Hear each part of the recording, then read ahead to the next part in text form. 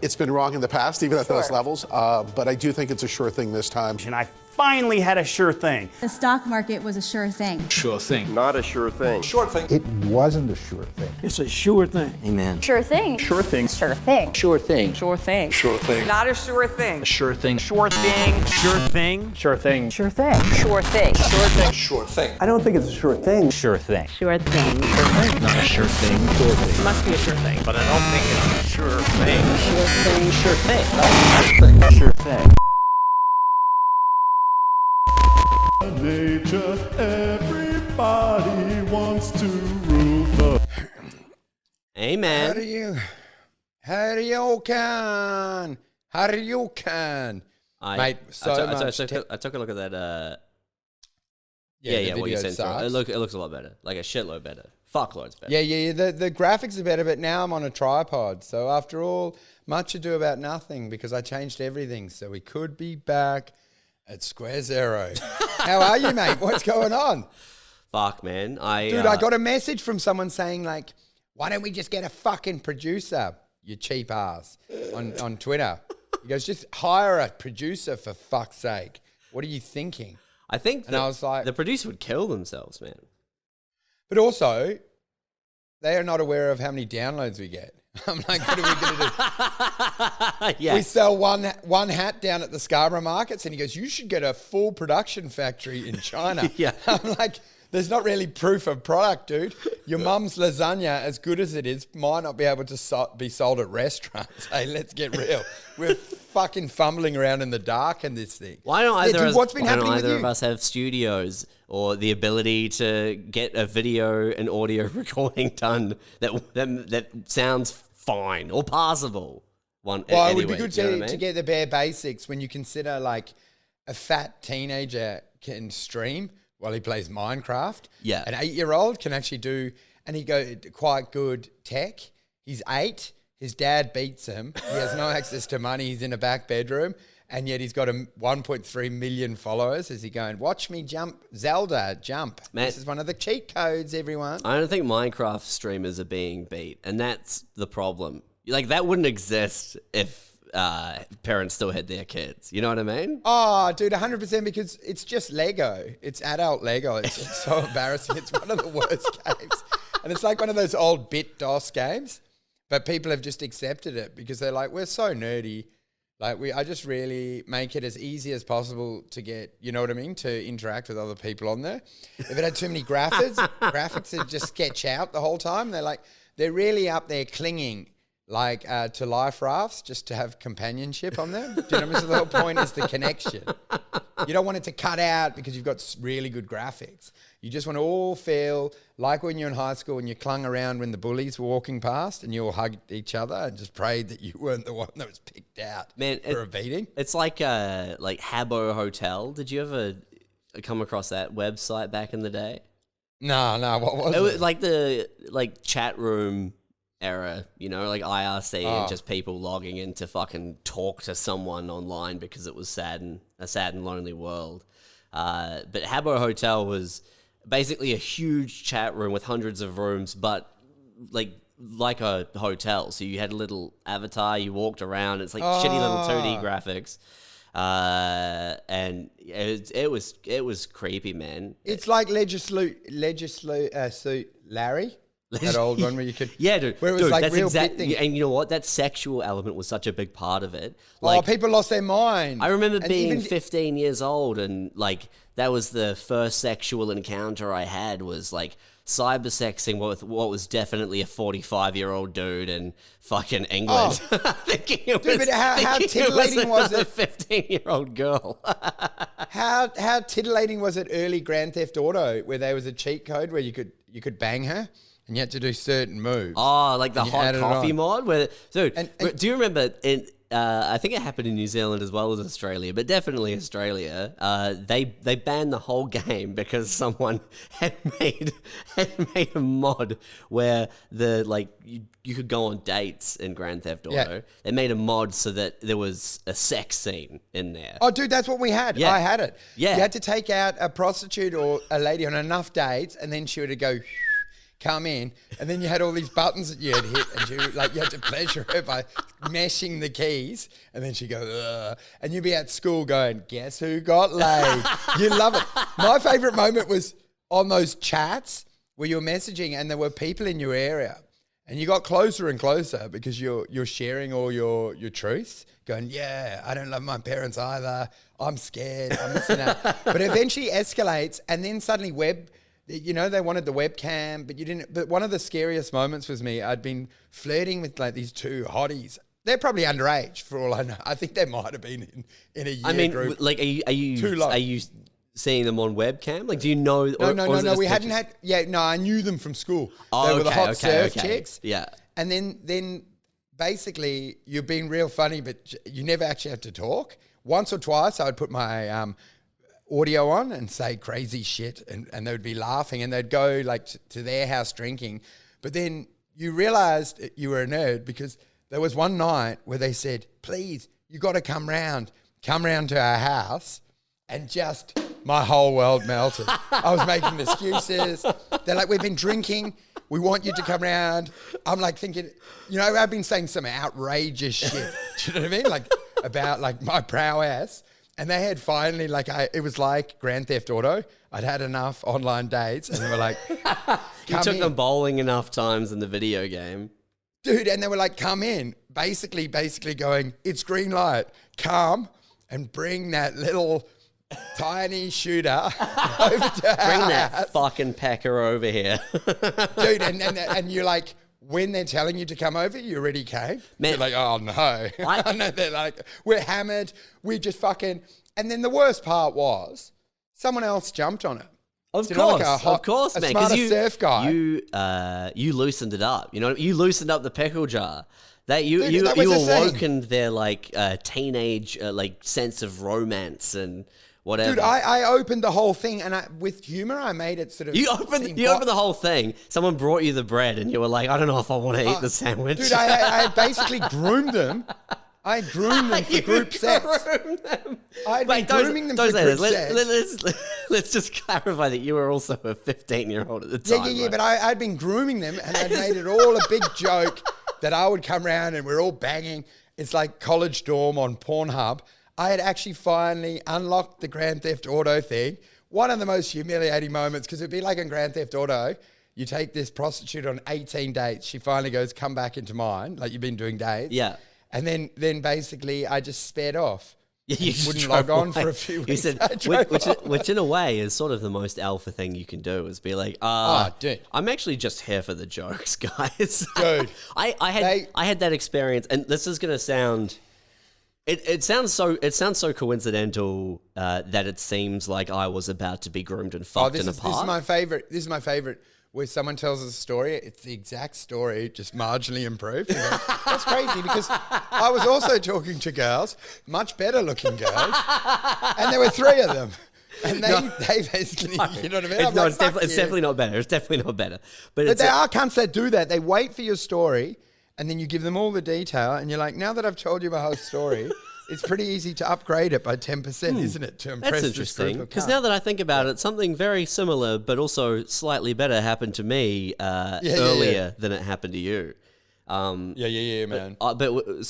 A friend and I used to go on that one of them, Chat Avenue. That's the one I spoke about, where a different friend and earlier, but the same chat room would go on and we'd bait pedophiles, and then we've spoken about this on the that. pod. But like the earliest experience that I had, and the reason I preface it with like it sounds like a story where I'm making it up. I'm not making it up. Where I'm oblivious, and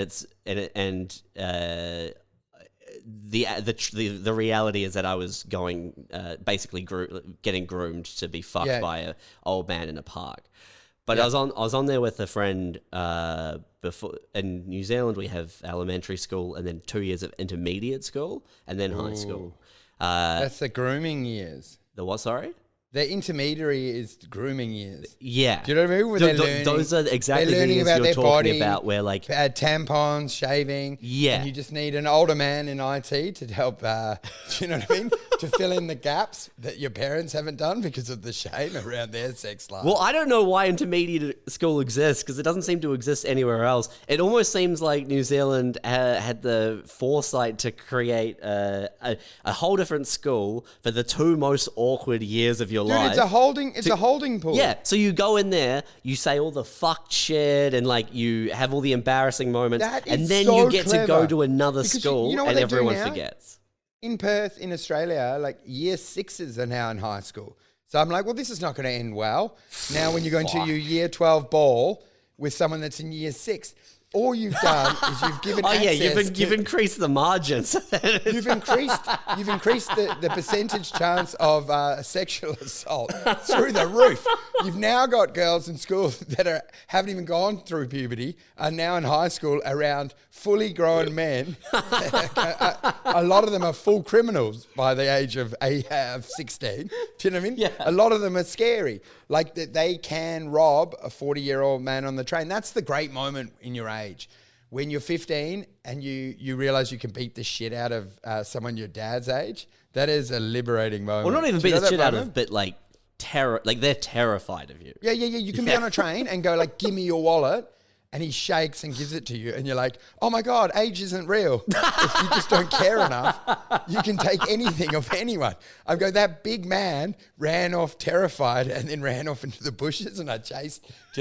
Anyway, continue your story because I diverted. Our year 6 and year 7 is like I never really thought about it, but I guess that must be why is to to shelter them. Take those 2 awful years, you get them away from the kids and you get them away from people actual teenagers. So you're not like you're not Dude, it makes so much sense you're not because- piss pants for 6 years in high school. When you're pimply, because you look demented, you look like Predator, like during those years, you should be afforded. I the mean, you chance look to like do- Predator, but yeah, I know what you Predator. mean. No, but you should be allowed to do that, and then that's a soft launch, and then Yeah, exactly. meet new people where they're suddenly the ugly duckling is gorgeous, Yeah. and you can go like, do I not have to still be called ugly pig duck or wood duck? Because they all knew that I you pissed only my have to be pants. horse face for 2 years, so you still get the the emotional growth from being bullied, but you don't have it ruin and then you your get a life fresh later. start. No one has to laugh about the fact they saw you getting a boner when you were standing in front of the screen and you didn't know what was going, so you burst into tears and ran home. You're not And maths then it's boner like- forever. But dude, you know what the thing is? It's so unfair. Algebra boner. Because puberty, it's like you're not allowed drug cheating in sport, but kids are randomly allowed to hit puberty 6 years before someone else and then still just dominate. Do you know, just have the best 5 years of their life where they've got a hairy chest and they're like, shut the fuck up. And I'm like, in any other world, you're better than them. But the fact that they're on steroids effectively means that you have to bend the knee and go, all right, yeah, Alfonso, I'm sorry, man, you're a smart man. And you're like, why can't I have fucking testosterone? I will beat the fuck out of this fuckhead. But, I'm literally up to his waist, so I've got to bend the knee. You went through the school system a bit earlier than me. Did you have the don't worry, was the rhetoric? Oh, you'll grow into, when you're older, you'll hit puberty, like all this stuff, like you'll be the cool one day. Was that No, dude, was that rhetoric there? I had all of that because I hit year 8 high school and I was an all right swimmer and I still managed to come second, but the guy that beat me had hairy chest. And they're like, why don't you wear Speedos? And I'm like, because my dick is a fucking boy's, dude. I'm like, I'm not fucking showing my penis girls is the either silhouette. embarrassingly small or it's obviously aroused.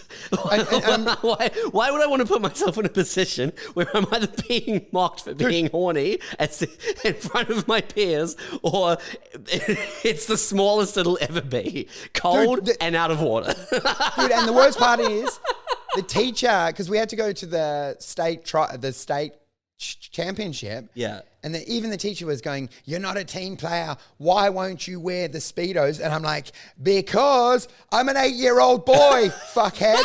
And I'm like, "Look at me. No, do you understand what I'm trying to hide? I don't even get boners yet. I don't even know what a boner is. I still ride on skateboards and dig and make tunnels after school like I'm a child." And I'm like, that big guy with the hairy chest is not making me feel good. Do you know what I mean? For everyone to see me as like a small boy with this tiny fucking kid's penis, no sign of hair. I'm like, I would rather not win the race. And they go, "Oh, well, that makes you not a team player." And I'm like, no, it makes me fucking smart. I'm like, but you can't articulate it at that age. You're just like, "No, I just don't want to." Well, because you're like, "Why won't you wear the Speedos?" And you go, "I just don't want to, miss." And you're like, "Look at me, fuckhead. I'm fucking 6. I'm not going to fucking dress up like a man. Okay? Fuck off." Yeah, because you don't even want to admit to getting boners. You can't be like, why do you want to wear a Speedo? It's like, because I don't want to pop wood in front of everyone else I fucking have to go to drama with. You had a different experience to me because you must have we've spoken about it before. I hit puberty in uni. I went through the whole of high school as a child. Well, I was like Kevin from the Wonder Years. Remember I told you this? I think we spoke about this, but I don't know. I feel like I've had a baby face for I'm short, and I've had a baby face for a long time. I'm now haggard from life, but from editing this podcast, dude, that's taken a few years. Mostly from editing the podcast. But no, I look young. But like nothing weird where I never had like a why does everyone else have pubes but I don't have pubes? I didn't have any of that. You didn't have that? No, I had. But that. I don't know if because what I was going to say is I don't know how much of it was part of this like rhetoric, but the whole thing throughout high school was like if you were a loser, which I wasn't cool in school, but also I wasn't a loser in school. But I remember the constant like anti-bullying, like almost like the "it will get better" campaign. It was like, one day I remember hearing kids being told like, one day you'll be their boss kind of thing. And then 6 years later, it's like, no, they're still a loser. Like, what do you? Dude, I love that false hope. For the majority of people, high school is a very good indicator of where you stand on the social pecking 100%. order. And because they always have that, the cool kids, high school, it was the best years of their life. But it's not actually true. There are a lot of cool kids that I know at high school that went on to do really great things, and their life just got better and better. And there were a lot of nerds that got told, don't be mean to me, I'll be your boss one day. And you're like, no, but you're not, are you, cunt? And even if you are going to be my boss, I'm going to beat the fuck out of you. You know why? I hate work and I don't like being told what to do. So if you're telling me you're my boss, you're my future boss, I'm like, come here and let me kick you up the ass. But you know what changed for me? Because I was a small boy, a small child, I got shut down. You were a small child? Because you're a big dude. No, I'm tall now. Yeah. And that was the great revelation because you actually had a comeback. Oh, dude, I had the best comeback. Because all through high school, I was like the shortest kid, or definitely one of the shortest. But there was my whole family's short. Like I didn't have any hope at the end of the rainbow. I wasn't going through like one day I'll show them. I was like, dude, I'm a short dude. My dad's short. My mum's short. We're a bunch of short fucks. Dude, someone has to bang a tally and try and fix it up. You got to lure a tally with a net in and get some tall. That Armstrong cum is too strong. You know what I mean? Like yeah. Like I don't care. I don't care who any of my relatives fuck. The Armstrong gene of being short will prevail. Dude, someone must have done something, around the time of back in the day to curse your family. Stole Jesus' loincloth or some shit. Oh, you know what it was, man? Back in the Middle Ages, the whole reason that Armstrong as like a name and a clan exists is because we were the best at raping and stealing sheep. Yeah, is that actually? But you know what? So the comeback was one of the greats. because then you bump into people from high school and you're the exact same person, but now you were bigger. And because I'm a bit wild, they'll be like, girls were like, dude, where were you in high school? You've got the height and the mania on your side. Yeah. Girls were like this, where were you in high school? I would have loved to hang out with you. Come back to my house party. And then even the guys were like, what's going on? I'm like, shut your mouth, cunt. But I'm not an aggressive guy, but I'm like, they were suddenly like, what the fuck? Because, it'd be like at the pub, like just going mental, climbing in, throwing shit at bouncers. They were like, where was all this? And I'm like, well, dude, as makes sense, no one wants, the way I looked, it's death to be associated with a fat, small guy. I was the exact same person. I was like, oh man, I would have loved to have come to your house party, but I was stuck in that closet you locked me in on Friday afternoon. Remember how you bullied me into oblivion? Dude, but also they want street cred. They're trying to have a cool party. They invite older girls, older boys, and then they go, who's that fucking fat child in the corner? Exactly. It didn't really matter what I said. Yeah. They're like, oh, this is dorky. It's like, any party, if it's cool, you can't really have a Minecraft gamer streaming, sitting there and going, no, dude, he's real funny. Hey, he's real funny. He's a good hang. And you're like, dude, he's got acne and he's putting all the girls off. No, he doesn't even have acne. You know what I mean? Like he's still a child. Like he looks 8. Dude, and I remember it even later on. We've got acne. His face is smooth. You know what I mean? His voice is high pitched. Dude, but it was killing my vibe. He looks like he's in a gifted class, like one of those ones who's been put into a university course 10 years early. Dude, but you find it even later on because you'd have it and you'd have like a fat friend from Big W and you're like, you would invite them around, but you're like, dude, there's only so much, because we're still trying to pick up. There's only so many of you that we can have in the room and not scare girls off. Like we're trying to create a vibe here, right? We look like we got some sort of something going on. I'm like, I reckon that guy, his banter can make up for you. But I'm like, if 2 more of you and we're losing girls. Exactly. They're walking in and they're if you've got a group of 5, right, and you've got 4 average dudes and then 1 fat one who's funny, like that's good. That's a great paradigm. If you are a group of 5 and you're the all right looking one, everyone else is fat. Or has something right, like club-footed, whatever. Doesn't matter how funny or how good their personality is. They see the group and they're like, ugh, that group's fucked. Dude, you don't look better by comparison anymore. It happens all the time with girls when they infiltrate the guy group and they're like, so, see, you meet all the boys and you're like, yeah, you hang out with a pack of fucking nerds, man. Like you can feel the vibe. I've had it recently, a hot girl, and then I got invited to a party and it was all like trashy people. Do you know what I mean? Like gangster lookers. Do you know, like broken noses, professional fighters? Right. And we went around there and it was like bimbos and gangsters and then the hottie. And then it was like, I had to keep trying to whisper like, hey, I only know one person. Like, this is not my group. Trying to distance yourself from everyone else. And then they had Coke out on a table. I just immediately, they go, do you want some? I'm like, yeah, fine. I did 2-3 lines. And then I had to tell her like, hey, I don't normally do Coke. Like, this is not a normal weekend for me. Do you know what I mean? I'm like, I will do it if it's there, but I'm like, I'm just letting you know, I know they all look like bouncers. I will do it if it's there, and I'm looking for there a lot. Dude, and I say to her, look, I don't normally hang around bouncers. I know as little people as you in this room. I'm judging as well.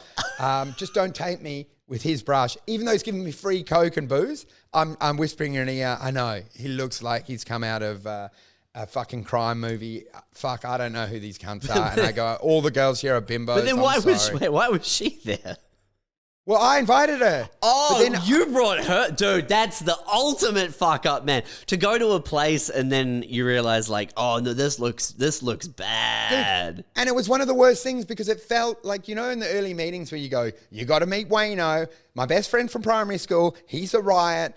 And then even then, it often doesn't work. He'll do one joke going like, while you're down there, love. And you see her going like, he's a fucking heathen. But I had the worst because I had a girl and then she thought I introduced them to my friend group. And I spent the whole night going like, no, this isn't my normal group. I came here to get free booze and Coke, really. But I'm like, no, these are my high school mates. Like, I wouldn't hang out with these people for branding issues. You know what I mean? Like, I do like them.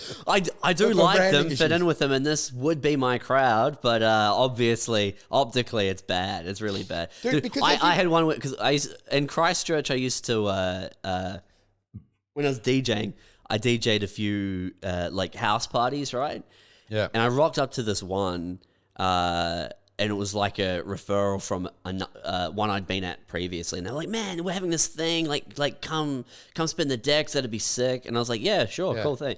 I rock up, walk through the door. The flat's a bit of a mess. And I'm like, oh, okay. I mean, like maybe they've cleared out some of the furniture. It's a party.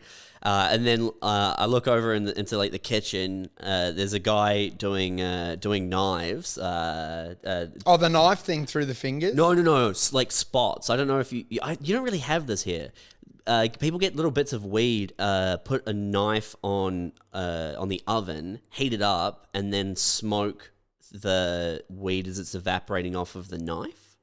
What the fuck? Yeah, it's. I've never seen that. Because I guess it's probably akin to vaporizing, but without like New Zealand '90s vaporizing. Yeah. But it's called. That's cool. It was called doing knives. Well, I mean, like maybe if it was a gas cooker, but this thing was this thing was all electric. It was gross. Oh. But then so I'm like oh, okay, maybe this house usually does look like this. And then I say hello to whoever the fuck has invited me, and then I turn around to like put my gear down, and on the wall, giant swastika drawn in pencil, and it's like 1488. We must secure a future for the white. And I was like, oh damn! I need to leave immediately. Oh, mate. How good is it clinging onto an ideology that hasn't got enough funding? Like it's sort of fallen apart.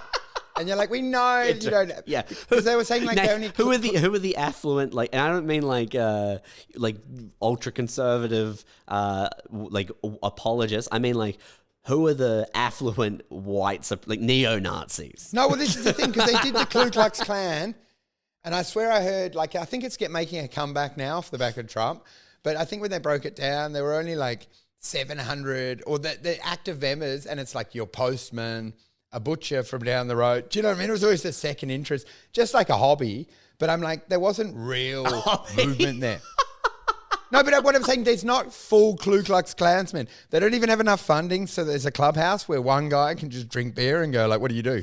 Full-time KKK. It's always like, what did you do today? Sorry, I'm running late, boys. The postal office was running hectic. Anyway, give me my sheet. Dude, you know what I mean? Like I don't even know about I don't even know about postal office. Like, job is fucking, you're doing well. You know what I mean? Like, I feel like the true like neo-Nazi white supremacist movement is very much a I spent some of my dole money on shipping in a swastika flag, and now that's hanging in mum's garage, which is where I sleep as well. There's a couple of oil barons that still have money, but the whole credibility and like we're talking about group dynamics is you need some successful, powerful people in there to validate it. You can't all be plumbers and farmers and unemployed. You need to go like, hey, you have to go like, I don't think we should group plumbers and farmers to the most like the high earning income bracket. Yeah. Maybe I picked badly. Unemployed. Farmers? Farmers are rich. You mean like part-time janitors? No, I mean, okay, look, all jobs are profound. Good on you. No, I just mean that farmers and plumbers both, they're doing all right. Like they're making more hourly than me. Farmers make a lot of money. They just can't budget. That's their problem. No, they have dude. 1 year win and then 7 years of famine. Farmers are genius, man. Imagine having a business model where you grew and then sold a product, and you also ran a lively charity outside of most supermarkets. You've got bucket collections. Dude, inundated with both harvest money and gold coins. That's what frustrates me with farming, because it's a cyclical business. Yeah. And then they're always surprised when it hasn't rained. I'm like, everyone's aware of global warming. I'm like, are you actually taking the piss here, cunt? Like, what, you think it's going to rain and you're always going to have top sales? I'm like, you're in, you know what I mean? The supply chain goes up and down. I'm like, you're aware of it. Your granddad's aware of it. Just like, you remember when you made 5 mil from wheat because of the Ukraine crisis? Keep some of that. Keep some of that. Don't just get boob jobs and head to Bali and get used. But to be honest, they've got a lot of equipment that they have to pay each year. They just keep upgrading their machines. I was gonna say I think we've made that point before, and I think it's very funny to make fun of farming and the charity bit, right? Because it seems ridiculous to go. Well, I've had this bit because I think the idea is then when you have the windfall gain, I want to see you down at Coles handing me out like coffee vouchers or payback for where's your boy? I had your back, boy. Remember, I gave you that 5, and now I'm seeing you going to Bali. Yeah. The irony of it is that you're putting money in buckets outside of Coles or Woolworths, the duopoly that is fucking the farmers. You know what I mean? Like I think the breakdown economically is not with the growing and selling. It's with the remember the $1 milk thing, like from 6 years ago, and Wolves and Colworth were like, "Yep, we're doing $1 milk. Get a milk for $1 a liter, full liter for $1." And like immediately farmers were like, "Yeah, this looks real great and stuff in the catalogs, but they're fucking us, and they've been doing it for a really long time." You know why it happens? Because they don't work together. They go, "Get the fuck off my property." They don't share their ideas that much. They're almost always warring with their neighbors. Well, they share a little bit, but then they when they go to market, farmer goes to market like Jack and the Beanstalk with their cow to sell their milk. They go independently. Like they need to basically co-op, unionize it all. That's Norco, right? Norco's the... Yeah.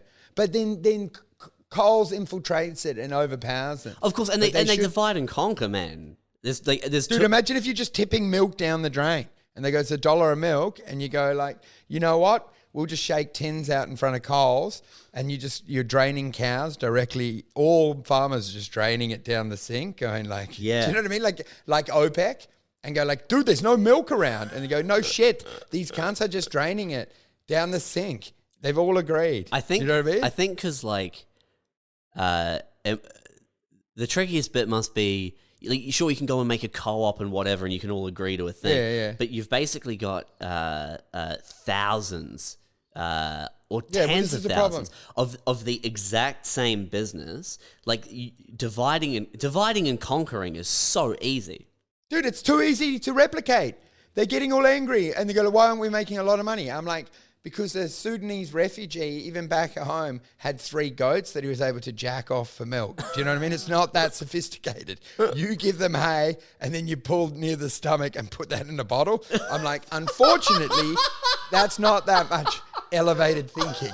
Do you know, like, there's many people that can pull the stomach of an animal and put it into a container. So I'm sorry that you haven't made multi-million dollars, but you didn't invent the internet, so you need to fucking grow up. You know what I mean? I just mean that what you're saying is funny, but I think it's Coles and Woolworths who are like destroying them, because you can co-op with 50 of your neighbors in your local area, and then Coles and Woolworths are like, oh, you guys, like, you're not going to sell milk to us for less than this amount? That's fine. Well, we'll just get all of it from South Australia. Fuck off. That's it. And they can't, like, you can't do anything. And then also, what's better, like, not everyone is entitled to a good life. And I'm like, I'd rather shift the suffering out onto farms and have cheaper milk for me. So I can get cereal. Yeah, what is the population of farmers? Like, how many farmers are there in this country? Dude, and they're like, oh, why don't you support the local farmers? I'm like, because let's keep the suffering out in the desert. Hey, like, what do I care? I'm like, give me cheap milk. Do you think I enjoy my life either? I'm sure as fuck not want to pay $8 for milk. Okay, I want $1 because you know what? I don't get much joy, but if I can have a Milo after my shitty job for 34 cents, I'm happy. And you know what? I'm like, pain has to fall somewhere. And farmers, you can't hear.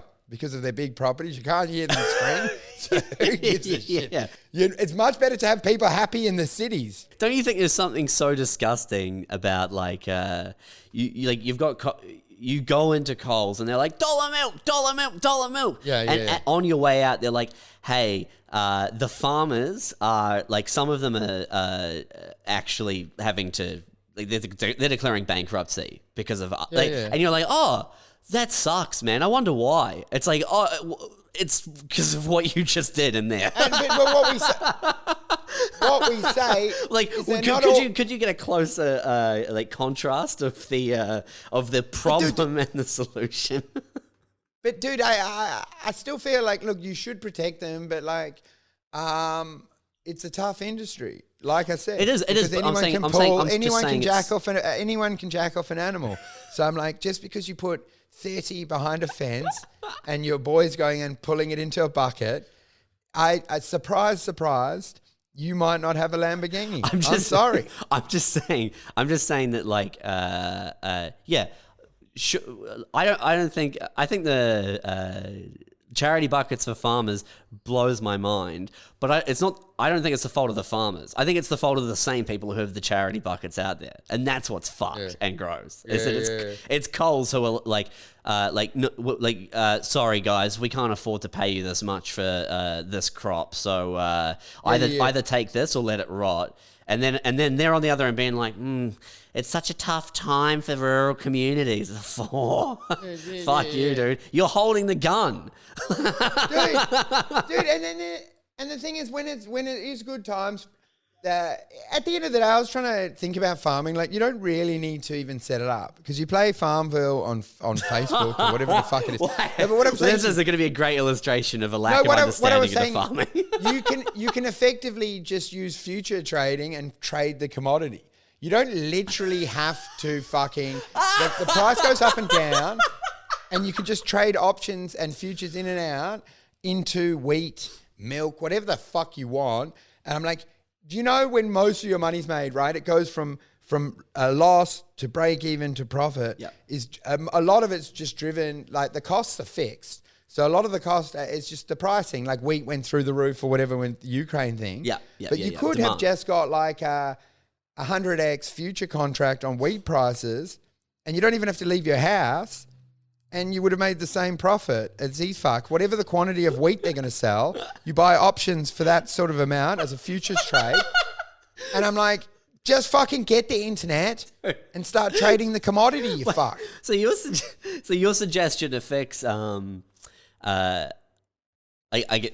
fix a lack of economic viability or growth for farmers in this country is for them to say short, like if they're in wheat or they're in corn. You're saying they should short corn futures. Dude, that's what I yell at them at the shop. And then they should salt the fucking field. Dude, this is what I'm telling them. I tell them at Coles. I'm like, dude, why didn't you get a short contract on, you dumb fuck? It's not my problem that you want to gamble. But the thing is, they're not aware that they're implicitly gambling because all they do is they throw shit and then pray to Jesus. And then whatever happens for everyone determines the fate. And I'm like, it's a massive pokey machine. And they're like, they've got 5 million in there and they pray to God that avocados are going to be expensive at the end of the season and it's not going to rain.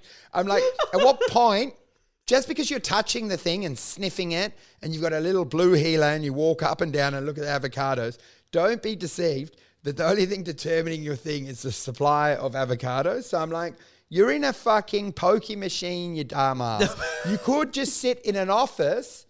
You're being too reductive. You're being too reductive. You could trade avocados I can set up a farm without any equipment and just trade the underlying commodity and make the same amount of money as them. You're right. But where that falls down, I think your idea is very fun until we suddenly don't have any food. Oh, you look, some asshole has to do it, but I'm saying fundamentally, don't kid yourself. Don't kid yourself and saying that it's not all about you. All you want is to feel like a real man on your 4x4 with the sun beating on your back, driving up and down, looking at the avocados. Everyone's well You're aware. really glorifying the life of the Australian farmer. with the blue healer and going like, oh, this is the life, isn't it, Cheryl? You can hear the fire crackling. Oh, God, I wouldn't give quids to go live in the big smoke with those fucking knobs. And then, you know what I mean? We've got the fucking solid earth. Look at that star. Is that a shooting star? Is that a shooting star, my girl? Fuck, we live so close with your hands dirty. And I'm like making apple pies or whatever the fuck they do and putting them on the windowsill and driving around with their little inbred kids. I'm like, just come in and trade the commodities market. There's no doubt theoretically, because I was trying to talk to a farmer mate and I was like, we should have, because you got sports bet for footy. I'm like, why is no one gambling on farming? I'm like, you could hedge, you could sell, a week out. I said, right now, right? You know it's going to be a good season for wheat. Why don't you sell it to me? Would you sell it at a 10% discount? And it means it's guaranteed for you. Do you know what I mean? Like I was saying, like you could price it so that I said, like you could enter the season wherever you wanted. And you're like, okay, wheat is having a good season. It's looking good. The avocados look like they're going to come in at $6 a kilo. It was $4, but it's been a strong season. And you could have a punt on livebetting.com. And if farmers did that, they'd have to give up a little bit of their profit, but they could use that to hedge so they don't have to stand in front of Coles with me spitting on them. But at the end of the year. But end of the season. But cash out. But the system to do cash this. out, farmers, you pussies. The system to do this already exists in options and futures trading. Yeah. That's what I'm saying. So it exists. Like you're like, why isn't there a sports bet? It's like there is a sports bet. Yeah. But I'm saying it's a lot more fun. Imagine if on the weekend you're gambling on wheat. And people are like, dude, wheat's had a good season. It's coming in strong. It's going to, I've cashed out on bananas. You're telling your mates and they go, fuck, you're a good gambler. I go, cashed out on mangoes last week because of the tropical cyclone Tracy. Fucking, they're like, poo. Do you know what I mean? Well, like, I guess, would you trade futures or options on like laughs at a gig? Quantified laughs. Like if they were quantifiable, would you trade futures on those? Yeah. Would you though? I'd sell anything. Would you really? Like I'd sell the laugh. This is what I would do. I would sell the laugh. So I just went out to dead silence and just sad, lonely people. They'd capture the laugh in a bag, and then I didn't get to hear it, and then they would hear the live laugh and the clap. But isn't that what they could experience the joy of it? Isn't that traditional farming though? Like you grow the avocado and then you sell it. Yeah. Dude, but it's the worst business. They're so dumb. No, like, I've done a bit on it. I'm saying that I know we've made fun of them before. And I know we talk about it a lot. But It was a bit I did. Coles and it's Woolworths. Like you've got. And I'm like, Australia's a desert, you dumb fuck. What are you trying to do? Why are you planting watermelon next to Ayers Rock and then getting upset? And you're in red dirt.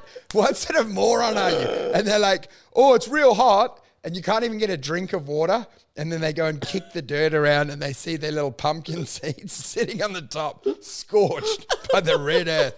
I'm like, even farming's despicable, because I was down south and I was like, there's so many fucking flies, and they go, well, it's Australia. I'm like, it's not Australia. It's the fact that no one fucking cleans up all the feces that are everywhere.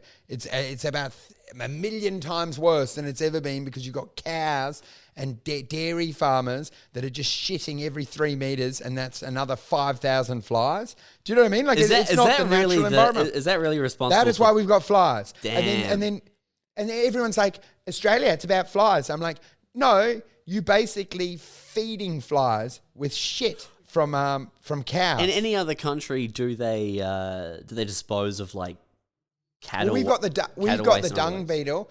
So dung beetle, and we've got they introduced the dung beetle to roll it up, and because back in the day I was going to say something so racist.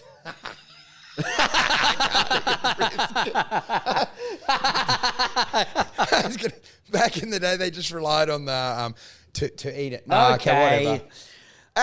Boom, boom, boom, boom.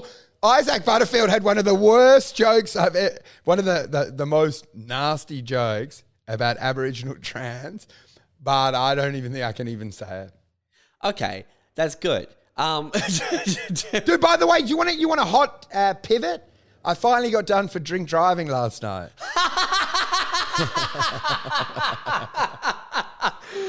Oh my! Wait, were you in the overnight cell? No. What happened? I'm on Nicorette, so I had to go back to my car. We're going to get dinner with Kappa and them, and I go, I'll go to my car. I've got to go get another strip because I have about 20 every 15 minutes. I just eat. I swallow them all as well. Are you swallowing the Nicorette gum? Dude, well, it makes a big ball of Nicorette in my stomach. In between the cigarettes that you're smoking as well? No, I don't smoke. I haven't smoked for 4 weeks. I'm out. I broke it. That's impressive, I've been man. blackout drunk, and I almost on this tour we're on. How's the not drinking? Dude, the drinking's wild. Like I almost got on that tour. I almost So wait, you've been drinking again? Yeah, I drank hard, man. Okay. And on this tour, like I didn't smoke, but I almost got lured by a backpacker to a farm to do acid. So you know what I mean? I was very. You should have seen this moment, dude. A guy was there. We're drinking at a pub in Margaret River. He's like, dude, come back to ours. So I'm like, we've got drugs. And I was like, what do you got? You're like, you got coke? Yeah, we got coke. And then every drug I mentioned, he had. Yeah, we got MDMA. We got acid. I'm like, do you have DMT? We got DMT. And I go, there's one thing. When did this start to ring alarm bells that he was lying? So it's and then I go, I'm walking to the bus and he goes, yeah, we'll have acid. We've got this. And then I go, you've got one. There's one thing missing, guys. You don't have fucking girls. This is 5 guys getting in a van. I'm like, it's me and Emo. And I'm like, there are no girls. And he goes, don't worry about it. We'll get the girls to come once we get to the farm. I'm like, man, mate. We've got coke. We've got MDMA. We've got about 500 wallets we've taken off buried backpackers and tourists. He goes to me. He goes, no, we'll ring girls. They'll come to the farm. I'm like, dude, you can't even. Girls. I'm like, you can't even get girls at this pub right now. That girl standing there doesn't want to come with you face to face. What chance do you have ringing with bad reception on a farm? Because I said, look, I'm not trying to pick up. I just hate the dynamic of guys. Like 5 guys doing drugs is hell to me. I don't want to do it. Also, the looming, like the possibility that this is actually just. Oh, dude. Monk. We almost got Wolf Creek. You're being taken to a second location, and the only thing that's making you're like, why aren't there any women here? That's so strange. Dude. So we're walking in, and I almost got in the van. Emo's like, dude, don't go in the van. What kind of van? Like seats or just piling in? How many people? No, like a full panel van that you open at the back. Fuck yes, dude. The one that I've ducked. Dude, this is toy box killer shit. So I'm almost in the van. I'm like, Wolf Creek, they could have handled that better. Do you know what I mean? They didn't handle it well. So I'm climbing in, and then Emo's like, nah, man, we shouldn't go. We'll go back.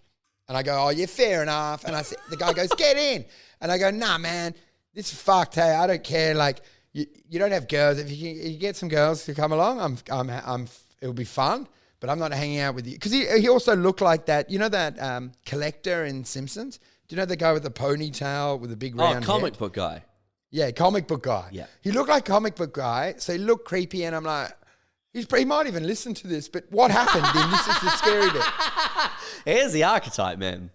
He had come to the show, but then what the scary part was, we go, no. Wait, you tell me that. So he's a guy from a show as well. Yeah. He was a fan. Dude, you're definitely going to be dismembered at this guy. No. Look, he probably wanted more banter. But the thing that was the real story. Dude, no way you wanted more banter. You, how many things did you list? And he was like, yes, we have that. Yeah, we've got it. And I go, do you have the respect and love of my parents out there as well? Yes, we do. Do you have a career? Do you have self-worth in a fridge? Can I eat some self-worth? Yes, we do. Do you have hope, dreams? Do you have the cure for depression? Yes, we do. They don't make it anymore. Do you have the do you have the Dreamcast? If I'd like to play video games, I'd like to have that one, actually. Do you have purpose? Do you have is there a Red Rooster near your place, and a McDonald's and a Hungry Jack's? Mate, and he's like, Mr. yep, Beast. everything. Man, when they're saying yes, everything to everything. Okay, so they had everything, but this is the big giveaway because they drove off. That's the big giveaway, dude. No, but there's a bigger giveaway. The guy's basically fucking... I want to get to this other This is Hansel and Gretel. He's putting bread, like little bits of candy into his van, and you're like, this is too good to be true. The real big giveaway was 2 minutes later, because they had driven off, and then they did a lap and came back and pulled up alongside us and said, "Come on, guys, just get in the car." Oh my God. So they had driven off and they had talked about it and they go, "Come," and we're like, "Nah, man." This is when it turned Ted Bundy. I was like, what the fuck? No way now, man. And then the car sped off and they drove off. And it was basically, it became like Ted Bundy initially trying to lure you in, my arm's broken. And then 10 minutes later coming back with a knife out the window, go, "Get the fuck in the car, you dumb fuck." But it turned very nasty when they did that loop around and yelled out of the car, "Get in the fucking car."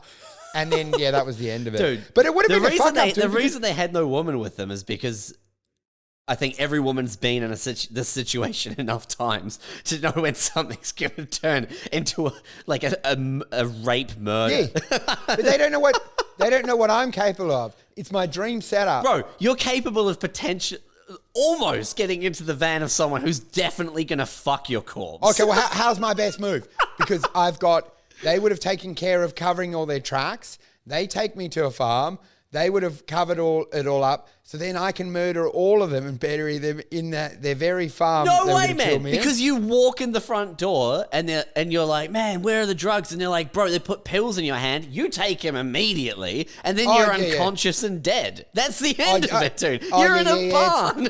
It's the whole Dharma thing. It's the whole Dharma thing. I'm on acid. You wake up, you're in a place that no one will ever hear you scream from. Dude, and I'm like Dharma, I'm on acid and I just keep getting flashes of this big comic book guy on top of me. And then I go back into holograms and then he's back and I'm like, oh. I go like, I should have listened to emo.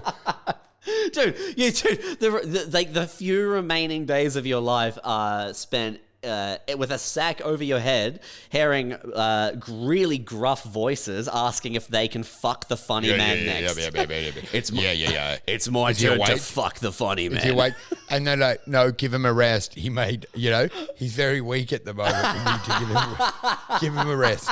Give him a rest. Give him a few more days." I went real hard. And then, but you know what the thing was? I still didn't smoke. The good carbon weight, I still didn't smoke. But this is why. That's the whole thing is to come back to you didn't smoke. I didn't smoke, dude. I'm free from cigarettes. But you know what the worst thing was? Dude, you're not free. You're eating the correct gum. You're eating it for meals. You're using the correct gum as sustenance. Do you know what's so funny about it? This is why I can't go on a tour, because it was like the Century people had organised it. It's fuck knows what, like 3 a.m. I was 90% away from taking acid at a farm.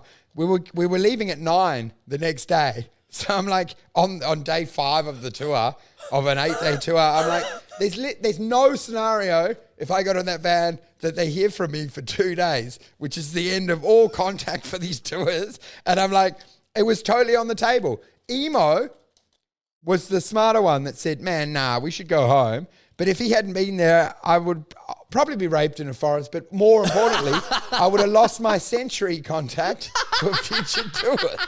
Because I would never have made it to the bus. Yeah, you wouldn't have made pickup time. Oh, no way, man. That would have been the biggest problem. I would have woken up and go, "Where am I?" And it would be like, "Dude, we've been having the best time on the farm." I'm like, I feel damaged. And then it would be like, "What day is it?" And they'll go, "It's Tuesday." I'm like, "We met up on Thursday. What the fuck's going on?"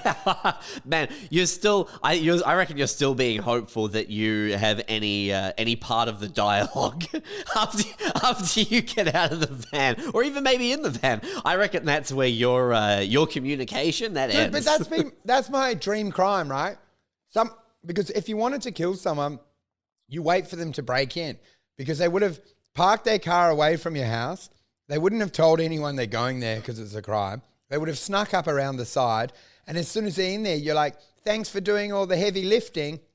And now I can absolutely, now I can chain you in the shed and slaughter you, because they've covered all their tracks for you." It's the dream crime. I've thought about this. Not that I would do it, but I'm saying if someone's in your house, you can kill them and not tell anyone and dispose of them.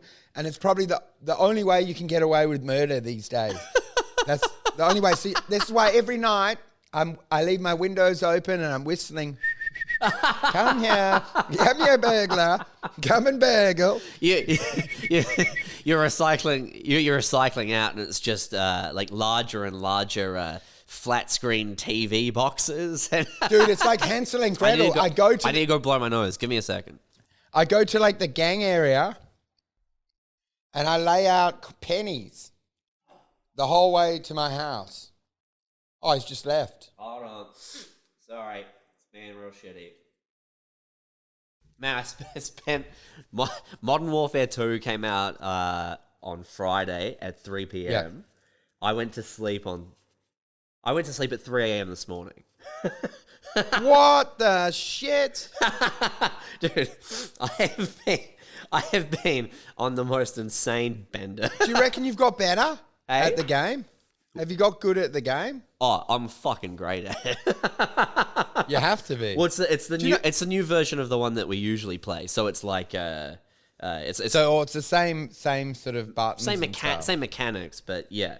But do you know what the thing is? To be a good gamer, you have to be on drugs virtually because you have to do about 18, 19 hours a day for about 10 years to be as good as the top players. And when I was a teenager, I could play video games ad nauseum, like just forever, like no breaks. But not anymore. But since being diagnosed with ADHD, do you reckon they've got like so most professional computer gamers are drug cheats because they'd all be on Dexies or speed, enabled to play as much as you need to actually be that good. When I got Dexies, it made I was like, oh shit, I can do my hobbies again and like actually do the hobbies. But then your kids' games, and then suddenly you can't play without the Dexies because because it's all like skill based matchmaking, and so you're being put in with drug addict story, man. We got to get an intervention. Look behind you. Shane Hunter and other people, I've asked them to come round. They're going to hold you down. We're cutting you off the Dexies. No, because you know what happens? Every story's like that, right? Initially, we get a bit of Coke.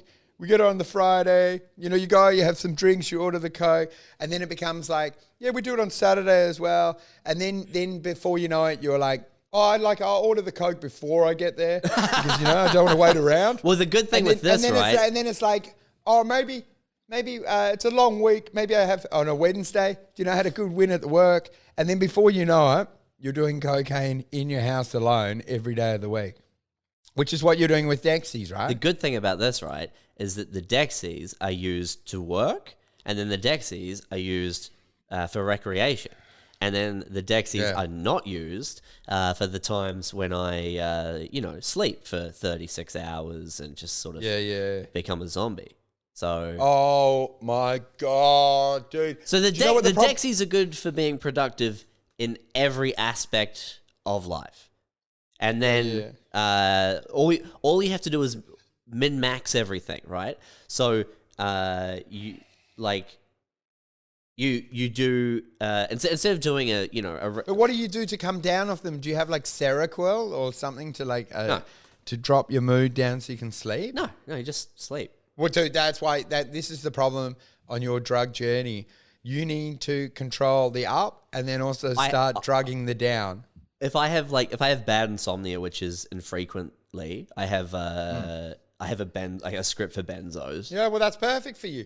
This is what I'm saying. I think it'd be nice. I like your addiction, the growing skills with dexamphetamine. But what I'd like to see is benzos or something in there to give you a bit more balance. That's my advice as your counselor. I'd like you to have a chronic addiction to benzos as well, so you get a bit more balance in your life. I'm real careful with them, because the tolerance builds up so quickly. You don't want that to. Oh, dude, to become I'm so glad to be away from that life. So because that was the London life. I didn't do the downer side, but just the coke, the MDMA coke. Once you can't moderate your own moods and behavior, you're on a spiral to hell. But the moderating's fine because it's. No, but you're using drugs to do it, and then what happens is you lose the skills. It was the same like with me, right? Drinking and partying, and then you stop drinking and you realize, oh, my personality stopped growing, when I started drinking. Like I'm still the same scared little boy. If I hadn't drunk, I'd have grown as a person and go like, nice to meet you, Cheryl.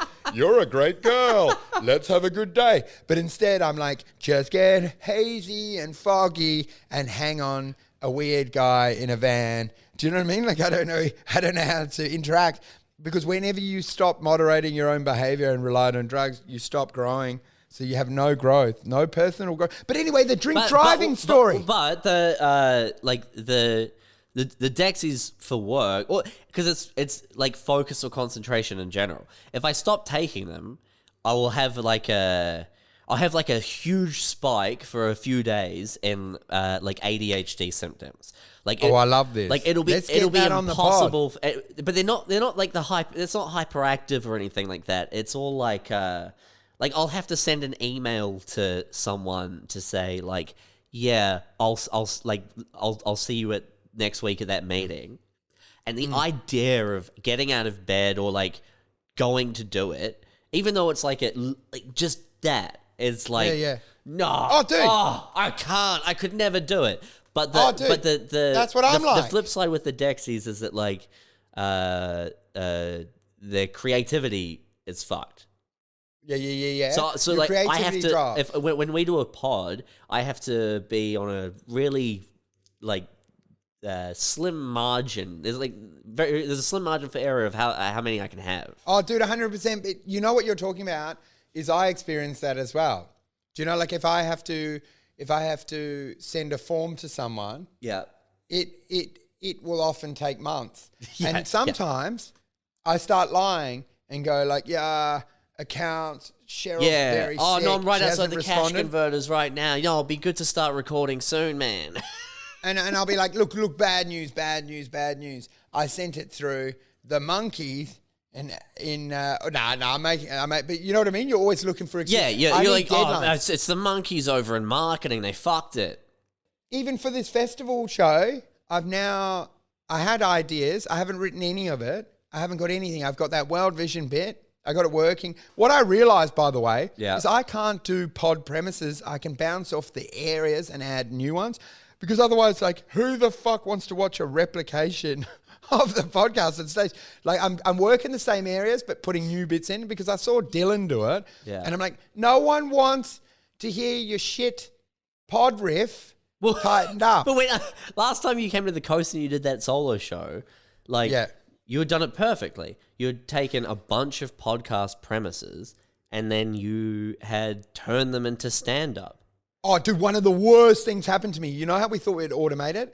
Text, audio to text. Transcription. Are you getting those? Are you getting the transcribed things? Yeah, but I had 47 pages on World Vision, and because of my ADHD, I was like, it's overwhelming. Right. I just kept looking at the words, and then I thought, hey, why don't I just fucking open a Word doc and use my brain and remember what we spoke about? And then it was great, because I just did exactly what I used to do, which is just work off shit we'd done on the pod and then just do stand-up from it, but it's not the same. Man. Like, it's not you're the same. saying this to me. You're saying this to me like you're imparting some great wisdom. But I'm shocked that you did it the other way. Like, you know what I mean? Like it's transcribed and then there, so you can go back and be like, oh yeah, that's right, that was a premise, and then you can then have the other Word document where you type it out. You're not supposed to be like, oh, Josh said this, but maybe if he said this bit, then I could make it into a full sentence for both of them. No, because what actually ended up happening, it was like just data mining. I had so many words. And the thing is, the pod jumps back and forward. And I basically haven't written stand-up in 6 months because I've been putting off going through that 45-page You're supposed to find the keywords, get the premise, and then write a joke, you fucking idiot. Yeah. Dude, I did it yesterday. You can't just go up with 47 pages and then be like, and then he says, and No, but I was saying to you, I did it yesterday, and I was like, oh, all it's meant to do is remind me of topics that could be funny. What is wrong with you, man? Well, what do you mean? Imagine if I automated it.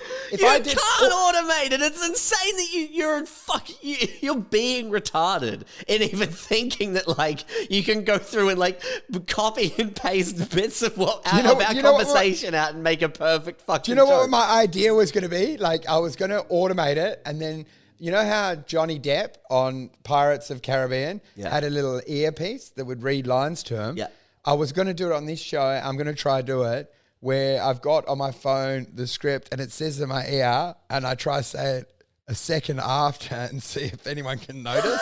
Do you know what I mean? So we go like, Dude, you know, I think the perfect like thing for that would be getting like one of those Bluetooth, not pieces, that's what I'm but thinking. like the earbuds, and then get on a call with another comedian and get them to do their act, and you do their act, and then see if it works.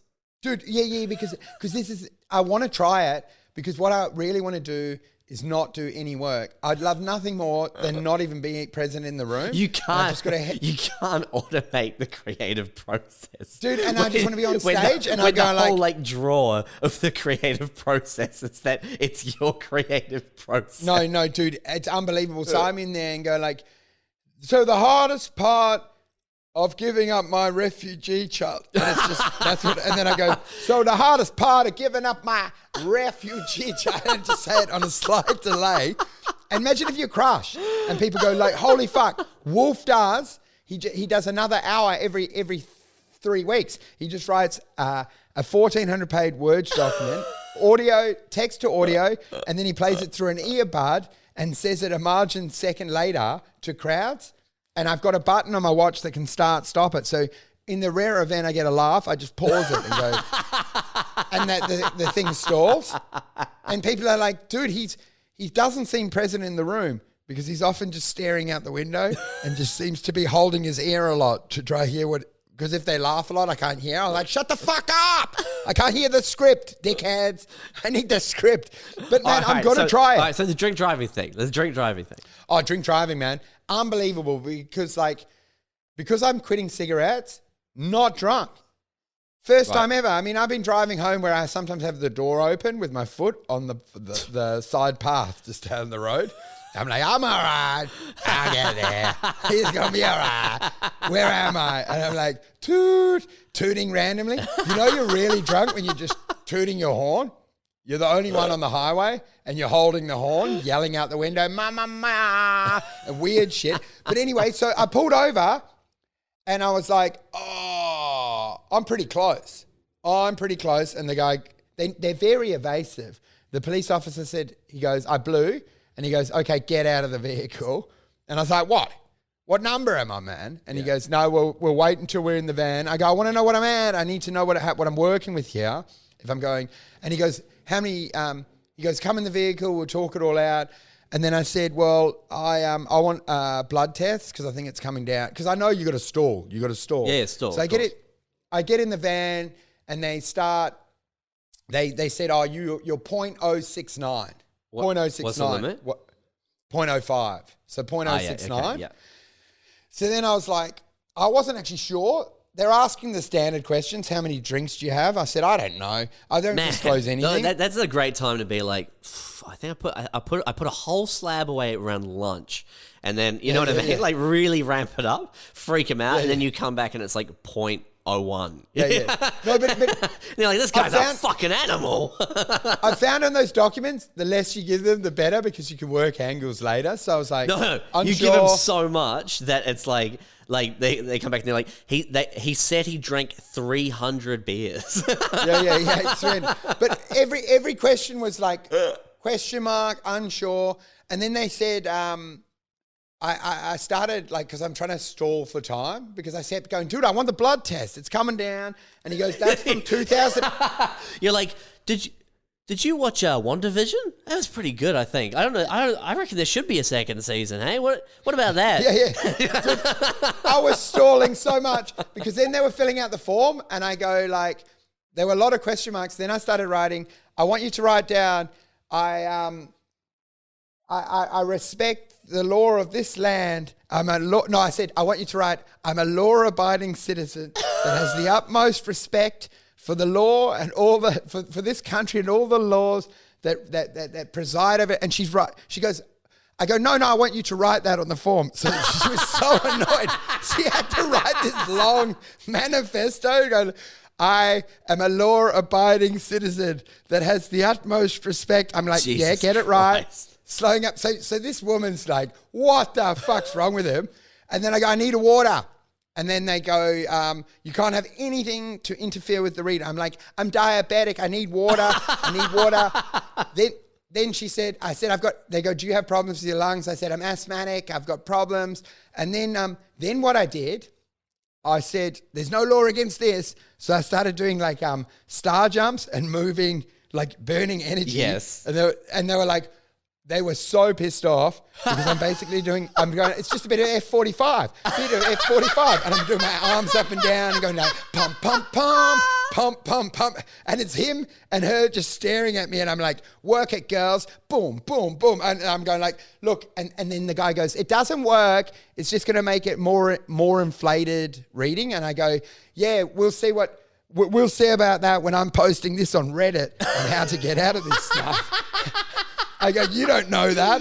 You don't know that. Because I think this is so funny that like if you do blow over or whatever, like there's still this weird facade of like you're supposed to be uncomfortable and like, oh yes sir, no sir, and they're supposed to be going like, well this is like we do this and then this and then this, and it's like, well hey, nothing where does it say I'm not allowed to do this? Like where does it say I'm not allowed to?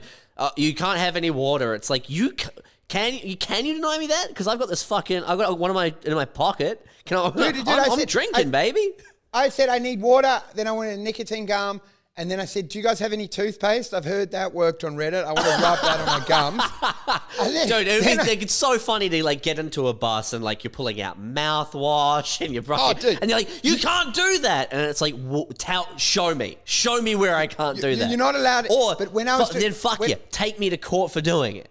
Well, that's actually what happened because when I was doing the aerobics, I'm like, there's no law against this. And I'm doing like plunges and like pushing my arms up and down. I'm going, this is not against the law. And they were like, I think they were just thinking, yeah, it's not against the law, but it's fucking annoying. And the guy kept telling me, he goes, this is going to make it higher.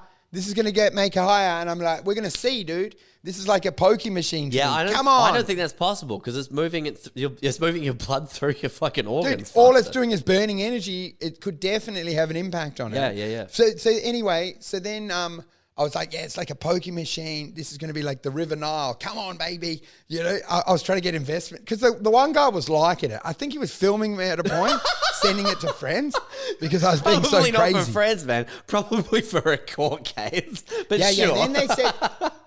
Then they said, look, if you keep this up, we're going to have to do a drug test because I was acting so crazy. They go, if you keep acting like this, we're going to submit you for a drug test because I was so demented. And would you have passed that? Yeah, I would have been fine on that. But then we came to the blow time and I'm like, come on, give me 3 more minutes, guys. I need the toilet. I need the toilet. I'm so sick. And I'm going to go to wee. I'm going to wee. And they go like, you have already said that you've submitted to the test. You will do it after. You can do the toilet after. So then we had the blower, first blow. And I was like, ugh. And the lady went like, well, if you are going to do that, sir, you are being arrested immediately for declining to do the blower, as instructed. I meant to say stop. So then she did it a next time. And I failed. I didn't do it long enough again. And she was like, no, this is your final chance or you're under arrest for failure to participate in, to comply. So then I blew it and the full long blow and it came up, it said free test or 0 test. And I was like, eat shit, I've done it. I won. I'm like, 0 test, motherfucker. Wait, so it went from 0.69 to nothing? No. That was just what the machine said. I had a false. I jumped up and said, I won. Eat it. The River Nile has paid off big tonight, guys. I'm going, this is going on Reddit. And then they go, no, sir, that's just the system loading, saying that it was a valid test. Wait and see. And then it came in at 0.054. And I was like, what the fuck?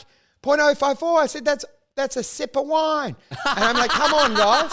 I'm like, what, you're telling me Dude, after 0.054, after you've been doing jumping jacks, saying like, I need to go to the bathroom again. I feel like I've got emphysema. Does anyone have an oxygen tank? Yeah. Like, they're going to be so fucking harsh after that, surely. Dude, but you know what I couldn't believe is I dropped it from 0.069 to 0.054, so that jumping was working. I really should have done laps around the bus. But then you know what the thing was? I was like, come on, guys.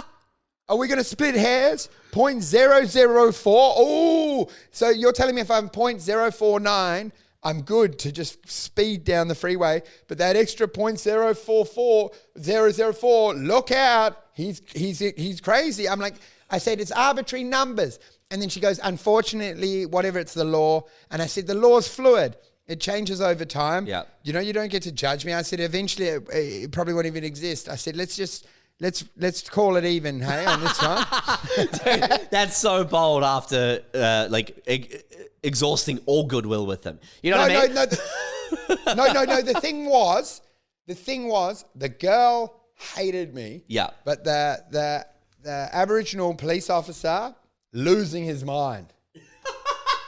I got so many laughs out of him. He was loving it. And he said, look, mate. I go, oh, dude, how unlucky. And he goes, yeah, I was rooting for you, mate. I thought I was rooting for you. I was rooting for you, brother. And then I was like, so what's the fine? It's $1,000, 3 demerit points, which I was euphoric because that's what I said to them. Yeah, I go, that this is seems incredible. pretty good, man. So I thought it was like I thought it was more like license suspension if you were over. I'm like, dude, so I keep my license. I'm going, this is unbelievable. I said, relative to the way I normally, you know, you've caught me at my best. You know, you've literally caught me on the best day possible. I said, this is a fucking gift from the gods. I said, what an outcome. But then, you know what's so funny is like never giving it to them. As they're leaving and they go, you understand, you've got 28 days to pay this fine. Yeah. And as they're leaving, instead of you're like, thank you, that was an incredible experience. It's a pleasure. I shook the Aboriginal guy's hand. I was like, it's a pleasure to meet you. We should keep in touch, mate. That was a good night. That was a good laugh. I had a lot of fun. And you skip off. But then you know what the worst part was? They moved my car and I went off and got another 2 beers and had dinner. And then I was like, fuck, I'm going to have to try sneak my car past the booze bus. And the problem was it was on the road. It was on the road, so I'd have to go back through the booze bus. And I'm like, I couldn't risk it. Even though I thought it was a few hours later, I couldn't risk it. So then I was hanging around there and trying to tell them, hey, yeah, I was at 0.049, so I've had a very heavy meal, a hearty meal. It's time to go home. If you could just, can we get tested again? No, you got to drive through. And I go, well, I'll just drive up that way and head home, hey? And they're like, well, it's on you, mate, but if we test you again, you're done. I'd suggest getting an Uber. Wait, so they wouldn't give you a preemptive one?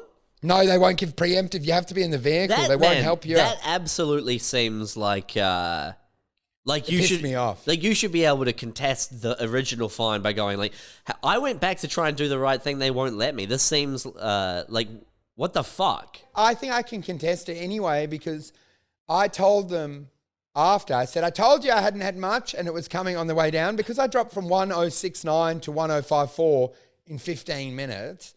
I mean, it's pretty safe to assume that it was going to go under about 3 minutes later. You know what I mean? No, because the second test is your, that's your time window for them to go like, yep, we did 2 tests, like he was fucked. You can skate because you like they have the next one. They're like, well, we used the proper machine, and unfortunately, for us, dude, like you're fine. You're free to go. But if you're still over, it's like you were still driving over. You know what I mean? I almost got so bad because then I thought. So I was hanging around there, and I was like, oh, they'll eventually leave, and then they didn't, and I got annoyed, and then I thought, you know what I should do is my civic duty and like. Prevent anyone else from getting tested. Yeah. So I was like, maybe I go buy a sign and say, don't come down this road, booze bust down the end.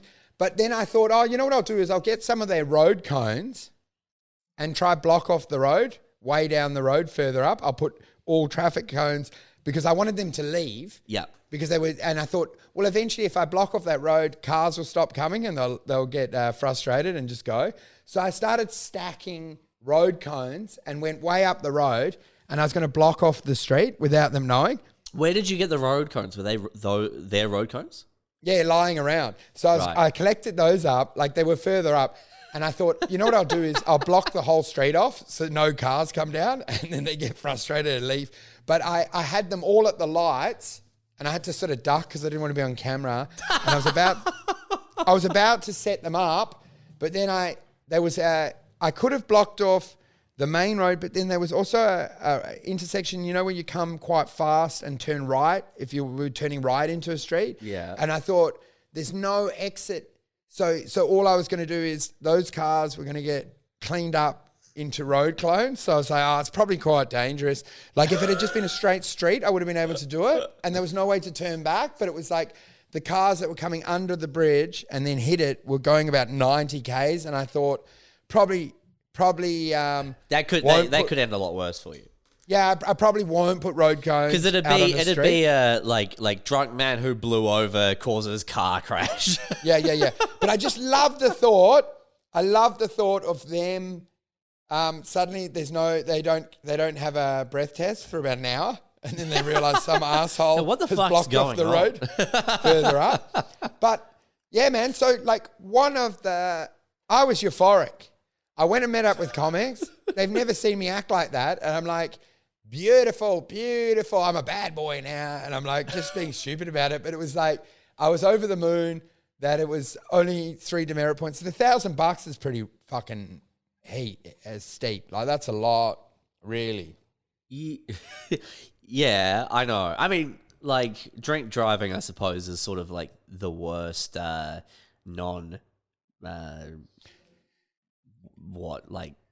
damage causing. Yeah, but we always said it's like roller coasters for adults, and people were like, "Oh, why would you do it?" And I'm like, you said it's like roller coasters for adults, and I said you obviously haven't had the rush of getting home as you park your car up the top, and you've made it, and you're like, Jesus Christ! At one point, I was on the going down the wrong way of the road. I was out the vehicle. I rode on cement. What an adventure! I'm like, wow. No, look, I understand, and I know a lot of people get upset of it because maybe they lost a family member to a drunk driver, and I respect it. But you respect the drunk driver. No, I don't do it. And look, no one can judge me because, let's be fair, 0.0454 is fuck all. It's an embarrassing number. You know what I mean? I would contest. I'm actually sharper at 0.054 than I am at 00 because of my ADHD. I'm probably better driver at that pace. If you put me at 00, I might be on my phone adjusting a podcast, leaning into the back, trying to look for a stray skittle at 150 Ks. I might climb into the back. We should be grateful. We should all be grateful. My ADHD is going crazy. I'm on the radio. Sometimes I put my shoes on while I'm driving. I'll be putting socks on and shoes and just use my hands to control the pedals. Do you know what I mean? Yeah. Drunk. I'm like, oh, well, you're drunk. You better fucking focus. So, all right. So to loop back to the thing that we never covered before.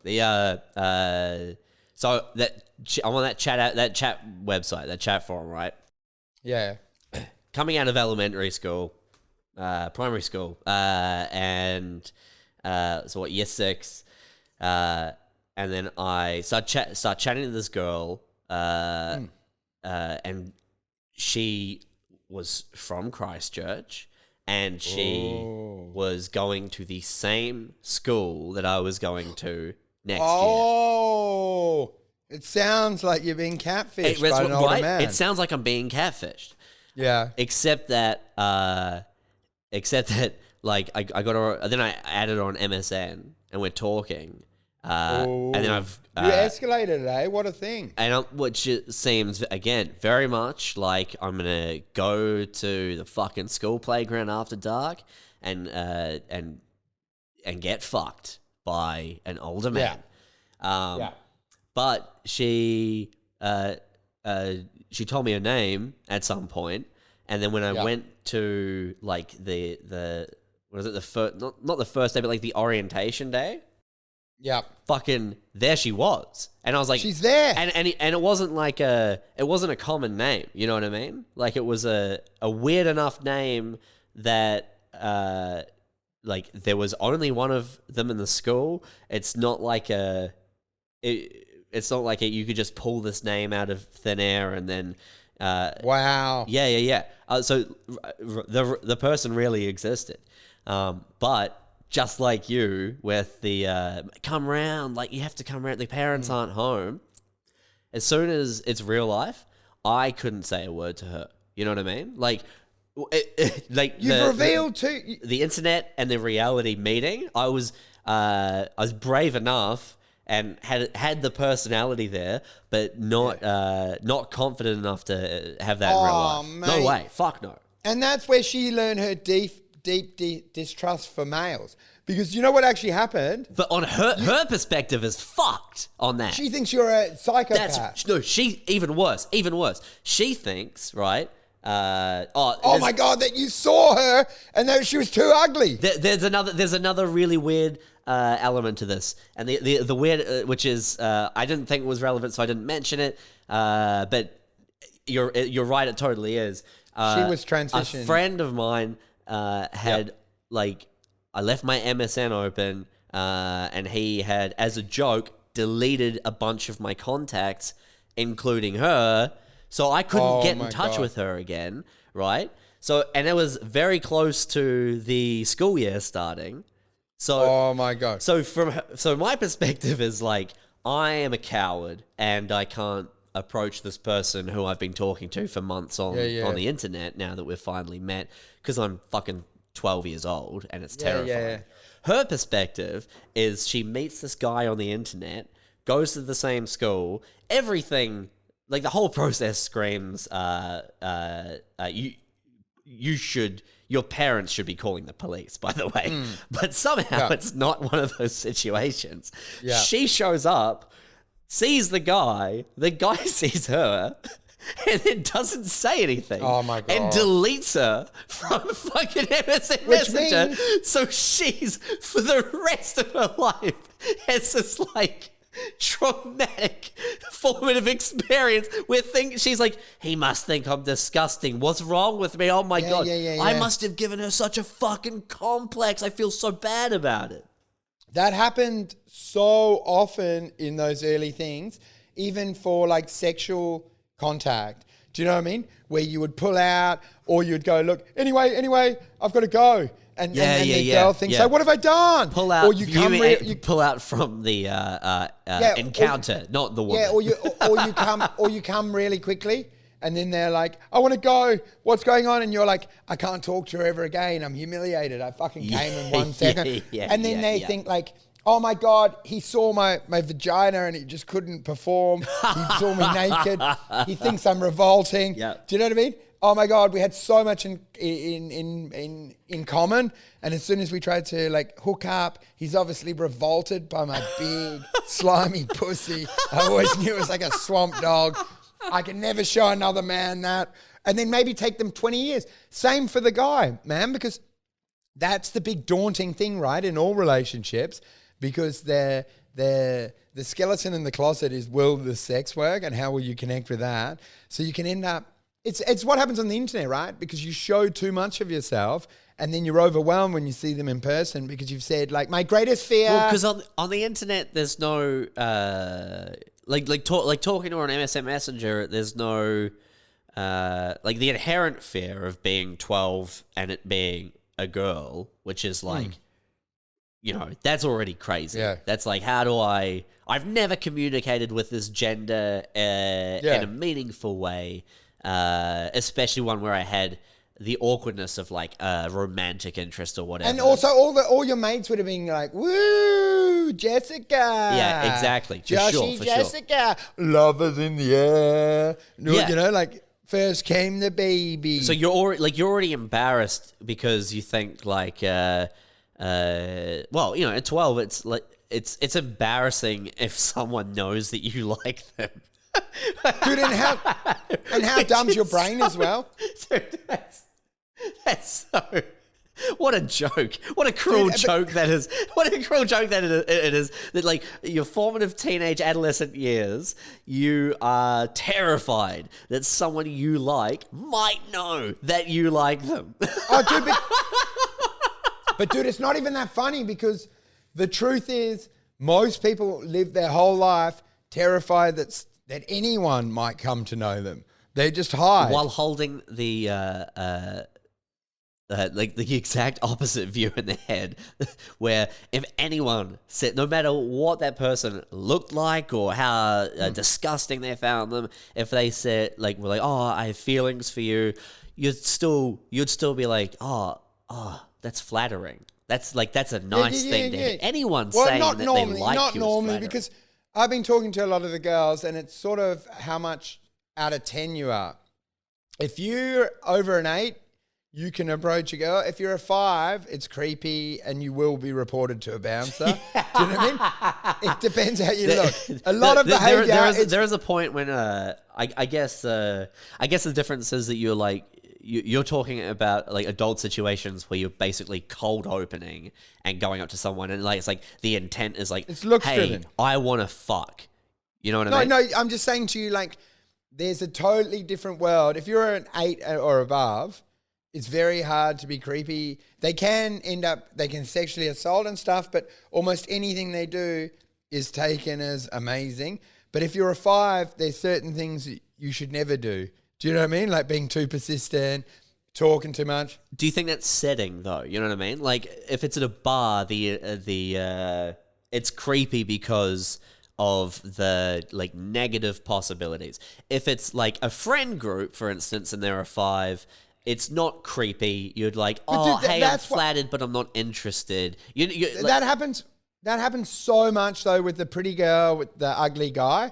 And the only way he would ever, even if he's a friend, would make a move is she has to give him the seal of approval and whisper in his ear, "You're not that ugly." You know what I mean? Because otherwise he will know that he should just do a really good speech at her wedding and then just effectively lie in her bedroom and do cosplay fantasies where like, how was the honeymoon? No, tell me fucking everything. I want to hear, how was the flight? This is my love life now. And there are a lot of guys like that. But then there are others that try and make the move, dude. That's my favorite moment, is when a 5 finally gets drunk and makes the move. And it's like Pretty Woman. Do you know where George Costanza tries to fucking chase her around the room? And it's like, it's his best friend. It's all he's got. But he just wants to be loved. And he just makes a move. And she virtually throws up in a bin and she can never look at him again because he's so ugly. And just the thought of him leaning in for the kiss makes her cringe. And she goes, "You make my skin crawl with your ugly face."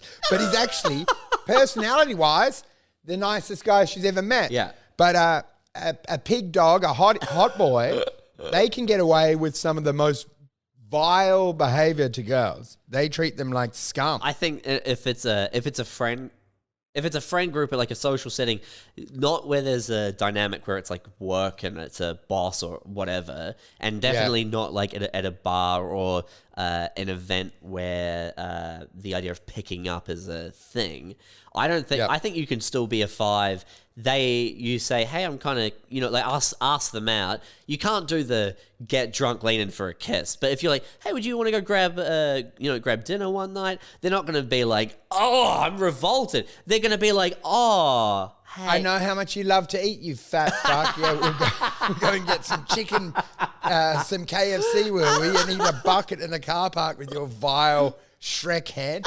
But you know what the thing that killed you? But they'll still gently be like, that, like you'd be, I imagine the flattery's still there, but you're like, no, this is what they would say. Sorry, I don't fuck 5s. But also, you know what else? This is a dynamic that we don't have to deal with at all.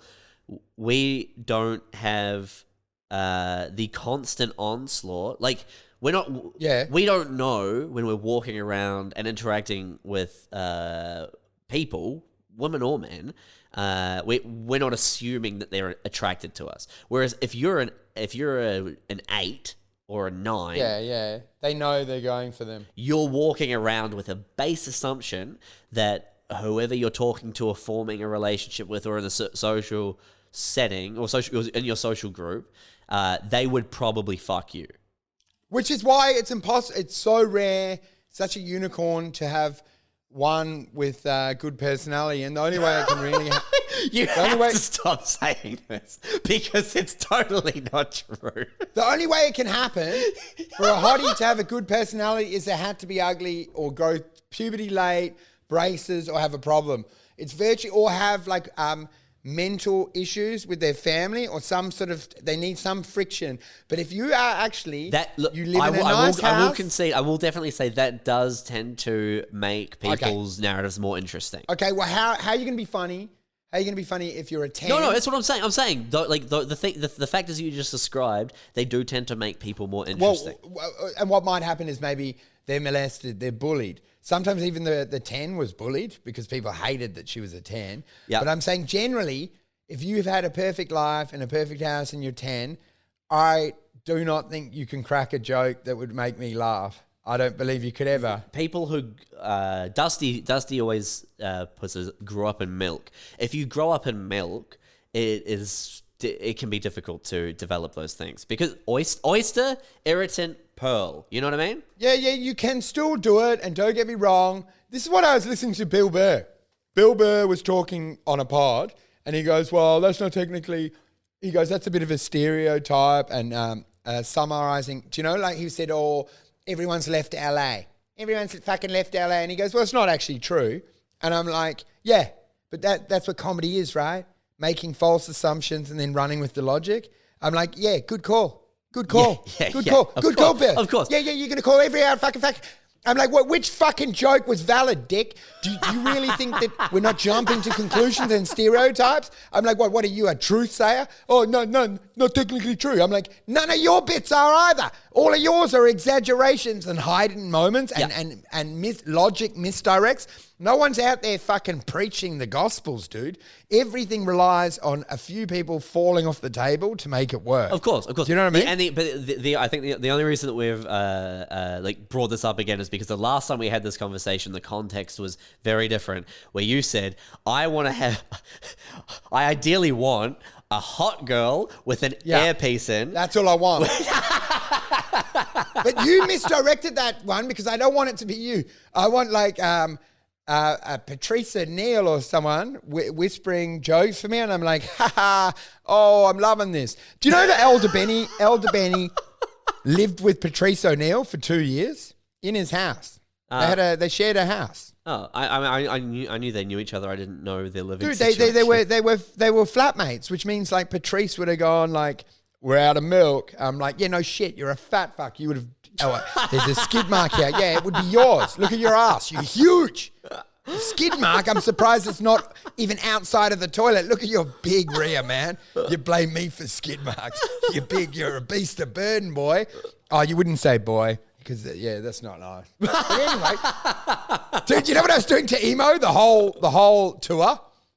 Before he went on stage, I'd whisper in his ear like, You're a long way from home, boy. You're a long way from home, boy. He loved it. I think that pretty much rounds it out. That was the thing I wanted to say at the start. Was so basically, but you know what the thing was? Yep. The build up of it, because I look back over my life. And obviously I had that potential threesome with two of the hottest girls that, like, they're still up there as the hottest girls I might have been able to trick. How old were they? Well, it's not important, but they're stunners. They're still up there. They're the hottest 15-year-olds. One of them ended up, like, marrying, like, a winemaker or some artist. Like, she was, you didn't need to make money to get her. She was accessible. Even now, she might have. But I'm saying to you, like, the missed opportunities because of lack of sexual prowess or self-esteem. Confidence. Like, there were so many opportunities. It's a lack of confidence. So many times at like Big Dub Nightfield, this stunner. And you know what I mean? You'd go out with mates and she's playing with your feet playing footsies underneath. Yeah. And then you're like, anyway, I've got to go. I've got work in the morning. I'm like, oh dude, the life I could have led if I had just had any confidence. The number of people that thought like, I thought they were ugly, but I was actually just in my own head and hated myself. Of course. And I'm like, Of I just course. can't believe. And they thought like, oh, he's just not interested. But it's actually me feebly slapping the steering wheel of my car going, why can't you just make a move, you pussy? Do you know what I mean? That's what like having like social media, MSN Messenger, a cell phone, all that shit through my teenage years, and having that because I was first generation for that in adolescence.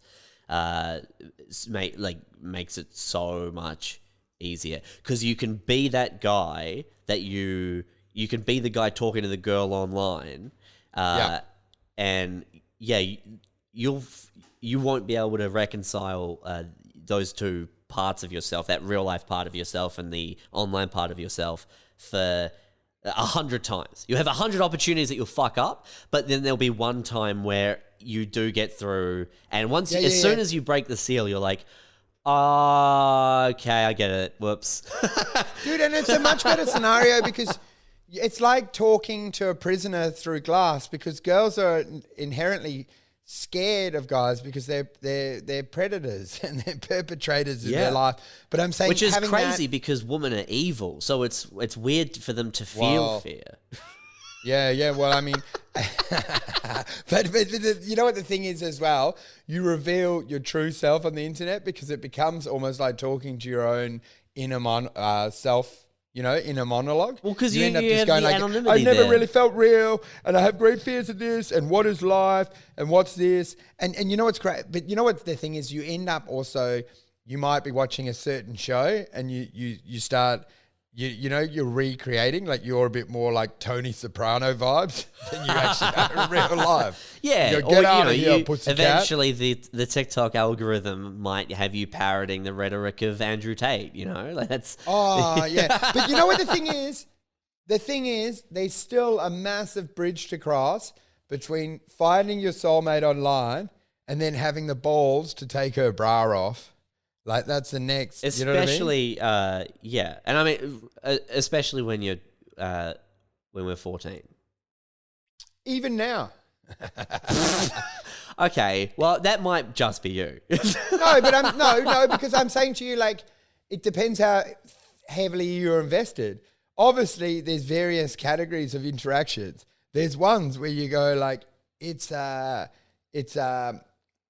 5. So, you know, it's a use and disregard sort of scenario. No, I'm just joking, but you know what I mean? You're starting to sound like a man who's recently joined some kind of dating app. No, I'm not on an app, but what I'm saying to you is if you connect too well online and you haven't escalated into a face-to-face. There's expectations. It's crazy because you've got so much expectations because you're like, oh my God, it's my soulmate. And then she goes, hello, how are you? And you're like, my soulmate has a horrible voice. This is not a soulmate story. Not a soulmate story, but I had been chatting to this girl. This is like 5 years ago. I'd been chatting with this girl. Dude, I on want a Tinder. current one. Yeah, go. Chatting on Tinder for a couple of weeks, and then we we just went to go get breakfast or brunch at a cafe. Oh, that's such a fool's move. No, you can never meet this was in not the a day. fool's You move. meet at night. Absolutely for not a drinks. fool's move, and That is a relationship move. You always go for drinks because where do you end? What, it's 11 and you go, see you later. You've got to go into the misty night so that you get hammered and have shots. No, you take the most convenient one and you go for quantity. And then, if it's convenient to go have drinks or get dinner or whatever, you do that. If it's convenient to go to brunch because you've got shit on later, you do that because it's quantity. You're going, and I'm about to prove why it's quantity because I was chatting with this girl for a week, whatever. It was good. Yep. I was like, hey, I'm not doing anything this morning. You're finishing work or whatever fucking shift you're doing. Do you want to grab brunch? When you knock off from Coles. I think no, I think it was like Okay. it was medicine. So she was at the hospital near my place. Oh. Yeah. Yeah. Which again, like all these things stacking up, I'm like, hey, this is pretty conversation, pretty good, pretty funny, nice time. Yeah. And I always pick somewhere close to my house because I'm very lazy. So Yeah, I wander down there, see her, sit down, say hello, and I swear to fuck, man, I've never heard it like this from anyone before. Like straight up Kath and Kim voice. Oh my God. Like, look, like, oh, it's good to see you. Like, just grating the most. How are you? Fucking, I couldn't believe that I've never met someone in Australia with that actual voice. How harsh are the boundaries of humanity? Because it's like a 5 can never have a good life.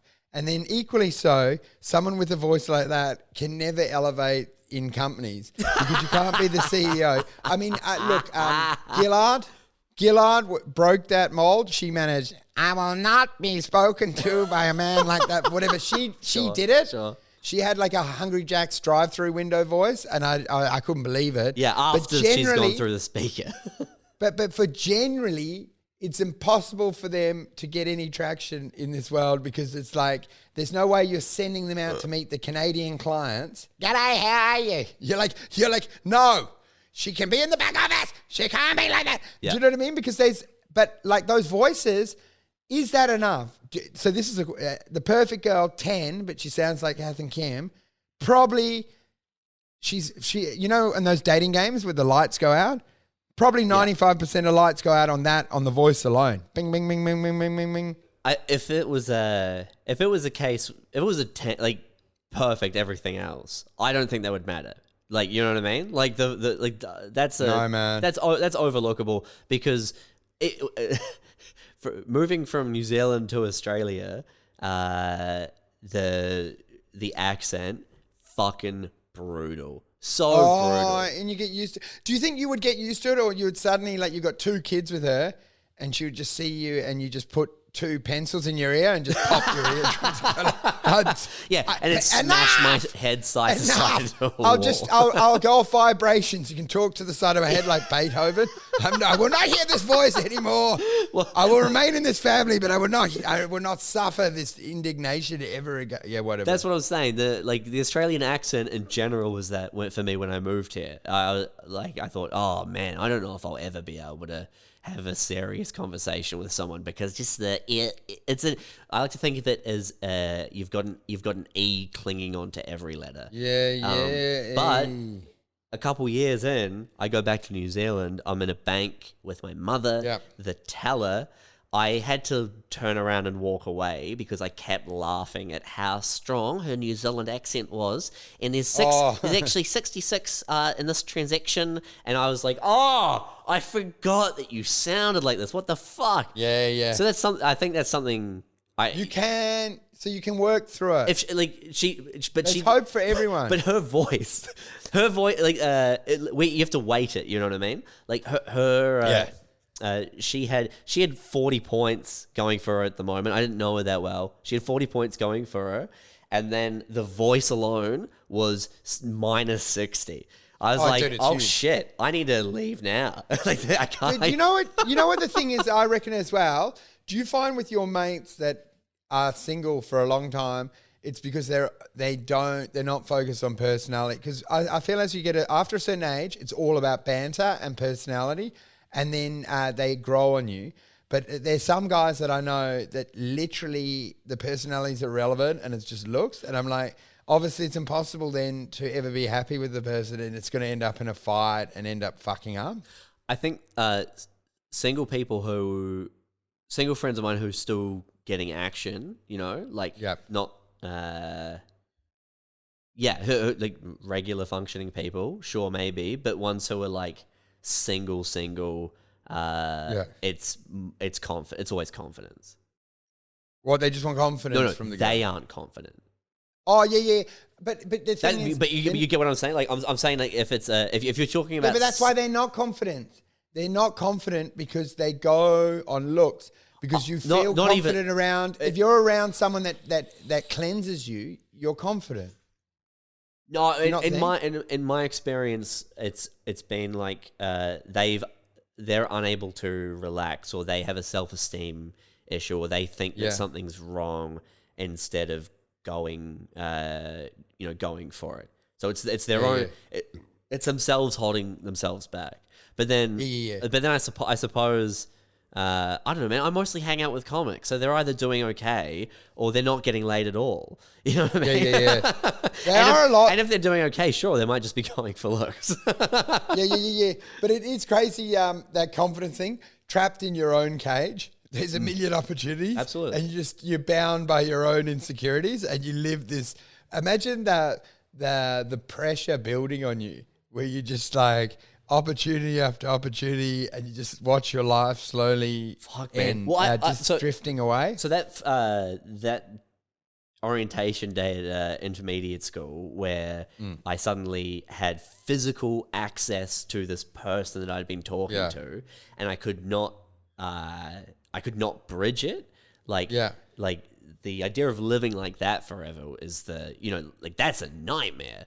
Did you ever resolve it with this girl? Did you ever talk to her? Not with the girl. I don't think I ever spoke to her. I couldn't. No, you have to find her and you have to resolve it, or you will never be content, truly. Because another part That's what I have to do with every girl that I did that with. There's hundreds of girls I have to find. I have to hunt try them have down. Sex with. I'm like, remember at Big Dub and you played footsie with me? I have to sleep with you. And she goes, I'm happily married with 3 kids. I'm like, I need to put this to rest. Okay, it's for my mental health. She's in the dress on her way to the church, and you intercept, and you're like, I'm here. I've changed. I'm ready. Dude, it's like Alcoholics Anonymous. You got to find them, and you're yelling over the fence and go, remember me from Big Dumb? I'm like, no. And I'm like, I fucking need this. I have to make amends for all these missed opportunities. The fact that all of our communication was over MSN Messenger, right? And then my buddy, that fucking cunt, deleted her as a contact. Yeah. I tried so hard to figure. I couldn't remember how to what her fucking handle was or how to get her back on the list. That was working against me. And then is it 11 or 12, whatever it is, intermediate school. Yeah. Like I said, I'm short. Not midget short. It's 5'7", but still. Yeah, you're fine, man. Like at the you just you've just got to get someone to help assist you. Yeah. for If I need a top shelf or something, or I shelves. had to climb up some get a little step. But it's this feels weird. This feels weird to say because I never think about. And you've never been in a paddling pool. Have you? Everywhere's no. They're all Olympic size to me, baby. Josh is having a great time swimming up and down the paddling pool. And like, mate, you're in a bathtub, dude. Can you please get out? Every pool's a swim up bar for you. Go. But it's weird to say. Just because the short thing, I never think about it. I like being short. It's not affected my my adult life at all. But at 12, I was an even shorter kid. And when I saw her, she was like she had already gone through growth spurt. You know what I mean? Oh. So I could not find her again. It looked like I had just blocked her forever. And then also there's this weird height difference thing too, which I'm not confident. And why, dude? And everything that's running through your head then is like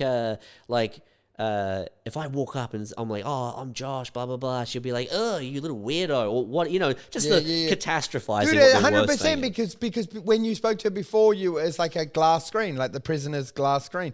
There was a safe distance, but in the reality of what you are, it was probably it may never have worked because of the way you looked and the height. And with hindsight, though, I reckon the opposite would be true. She was giant for a 12-year-old. Yeah. She's a girl. She's walking around taller than most of her peers, but also male peers. She's probably like, no one will want to date this giant freak. How do you avoid her, though, for 2 years. Because- you must have seen her because- in the halls the whole time. Because we how intermediate school would have been. It must have been close to 1,000. You're in so a the, lot of people. and it's not like high school. You're still in the one class. We were in different houses or divisions or whatever it was. So you never saw. And then How much time in high school do you remember just staring at people? All I really did, like I didn't talk to a lot of girls. I stared at a lot. Like I just looked. Do you know in class you just stare? This leads in this because what Did you do a lot of that where you would just spend you spend 8 class every day for about 4 classes? You don't really watch the board and you just stare at one girl the whole day. That's all I did. Staring. You're on the bus, you stare at her. At lunch, you're sitting eating your friends and you're staring across at her. You sit behind, you stare. Did you not do a lot of that? And then I realized she's probably aware that I stared at her. She wouldn't know this, that I just used to stare at one girl for years. What I was going to say about you, did you ever resolve this? I didn't resolve it with that girl, but I remember that the first day of high school, right? Which again, whoever came up with this intermediate school thing is a fucking genius. I remember I was walking into high school and I had this weird, I don't know, epiphany, I guess, or just attitude adjustment. I can remember where I was how close I was to class when I was thinking about it, and it was you don't know any of these people. They don't know you. You spent all of intermediate school not being confident, not being I couldn't go talk to that girl, whatever. I was like, and it was just fucking do it. Just fucking do it. Everyone's had this moment where you suddenly realize, hang on, I am whatever I tell people I am. Exactly. And then That's exactly what I had. And I'm on my way to class, and it was almost like I straightened up. I was like, fuck it, just go in at a 10. Because what's the worst that can happen? You end up being not confident again, and life wasn't bad, but it could be a whole lot fucking better. It depends how quickly you're bullied, because I had a few moments like that in high school, but I was really short, and you're like, it's a new me, fuck it, I am what I am now. But then when someone spat on your back and threw you down the stairs, you're like, back we go. Back we go. You're walking with your back straight and you're going I am power. I am things, Anthony Robbins thing. I'm a funny guy. I'm outgoing. And then you feel boom, a kidney punch. No, I'm not. I'm a fucking weak bitch, boy. I will fucking bend back down. But you know what I mean? It gets knocked out of you. But it's the same thing that you get on travel, because you hit the airport for the first time and then suddenly you arrive. As you hit the airport, you're like, hang on, I'm not what everyone's come to know me as. I can be whatever the fuck I want. And you're like, the liberation. That concerns me, because I feel like I had that moment walking into high school, and that sort of, I feel like, was quite defining forever. I've never felt like I needed another one of those moments. But you think that every time you go to an airport. I need a lot of resets. I'm going a fresh start. I burnt some bridges. I'm going to start You're again. no one on this bus knows that I'm a little cuck. I could be anything. Dude, every time I go in an airport, I'm like, a fresh start. Well, that was a mess. We'll start again.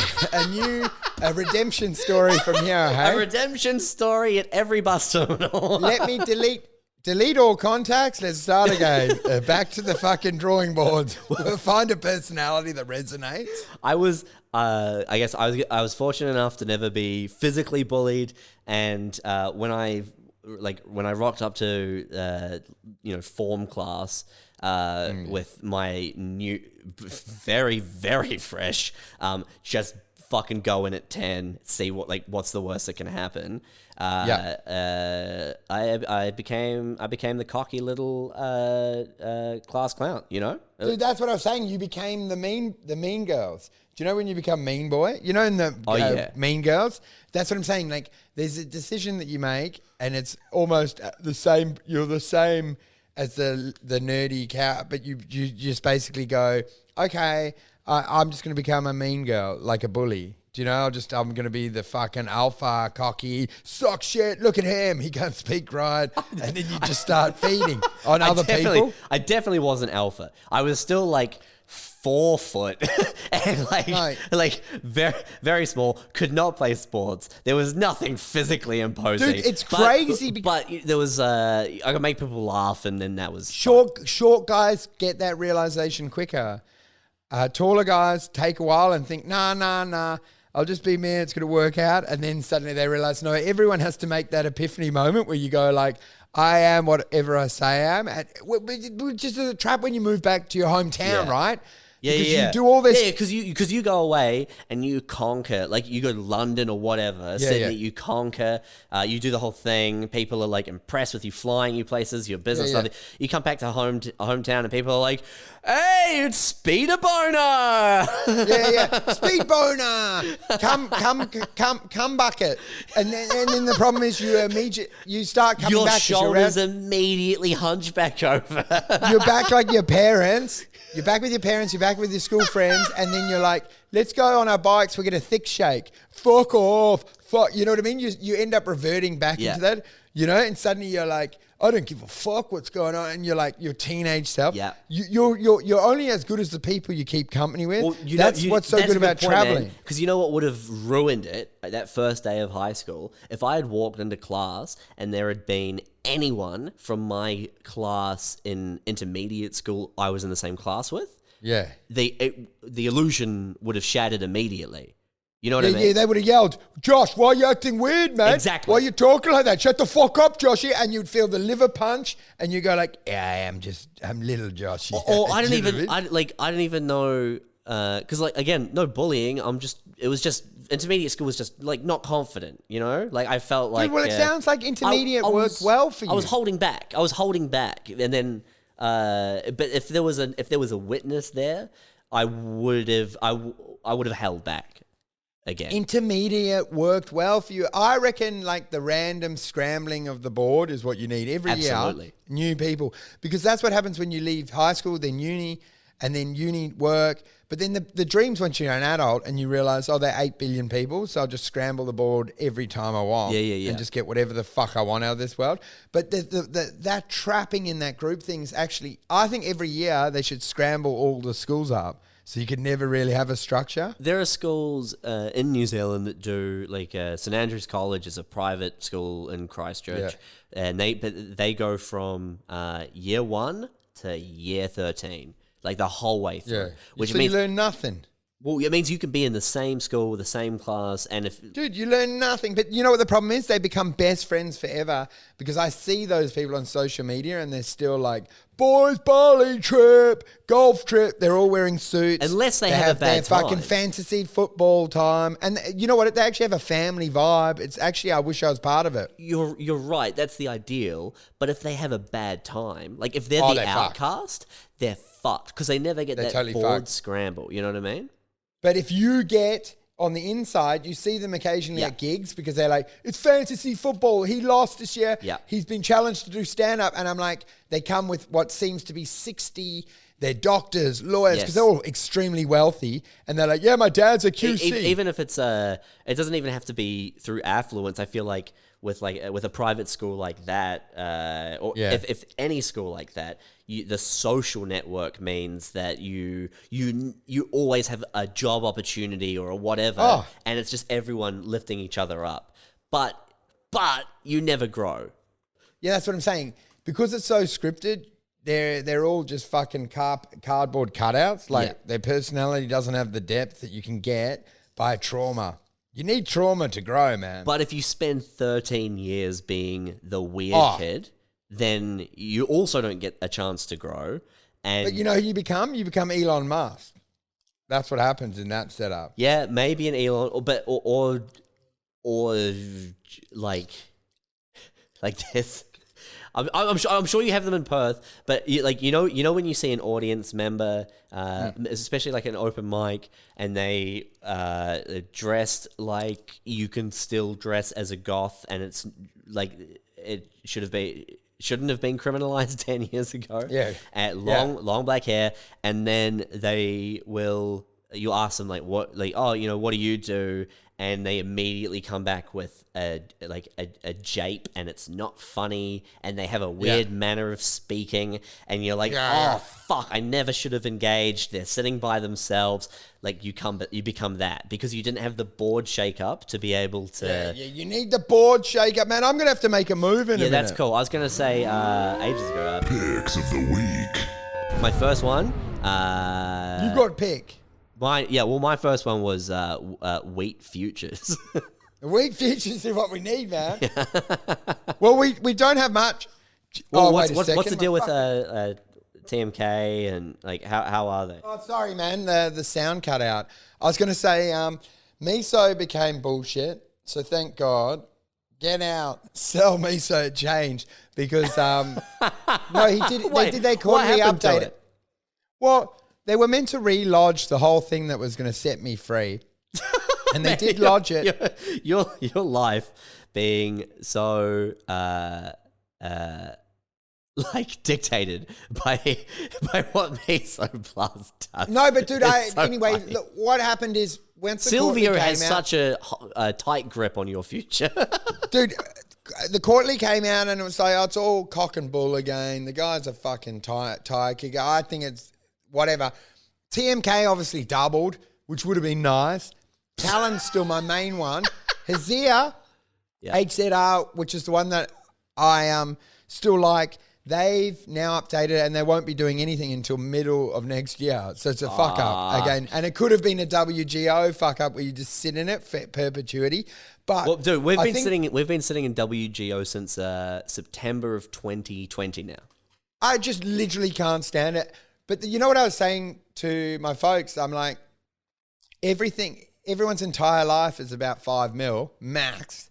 So I'm like, I only have to make 5 mil, and then I've ticked the box of most people's lives. So I'm like, it's not that hard though, is it? Hey, but it is where I'm sitting now. The problem is you've churned through 5 mil already, and you don't have it. Yeah. But what I was saying is, if I had got on the right side of TMK, I'd be at like 200 grand, and then I reckon on Talon, I can make 4x on that. Stop doing the X bit. We get it.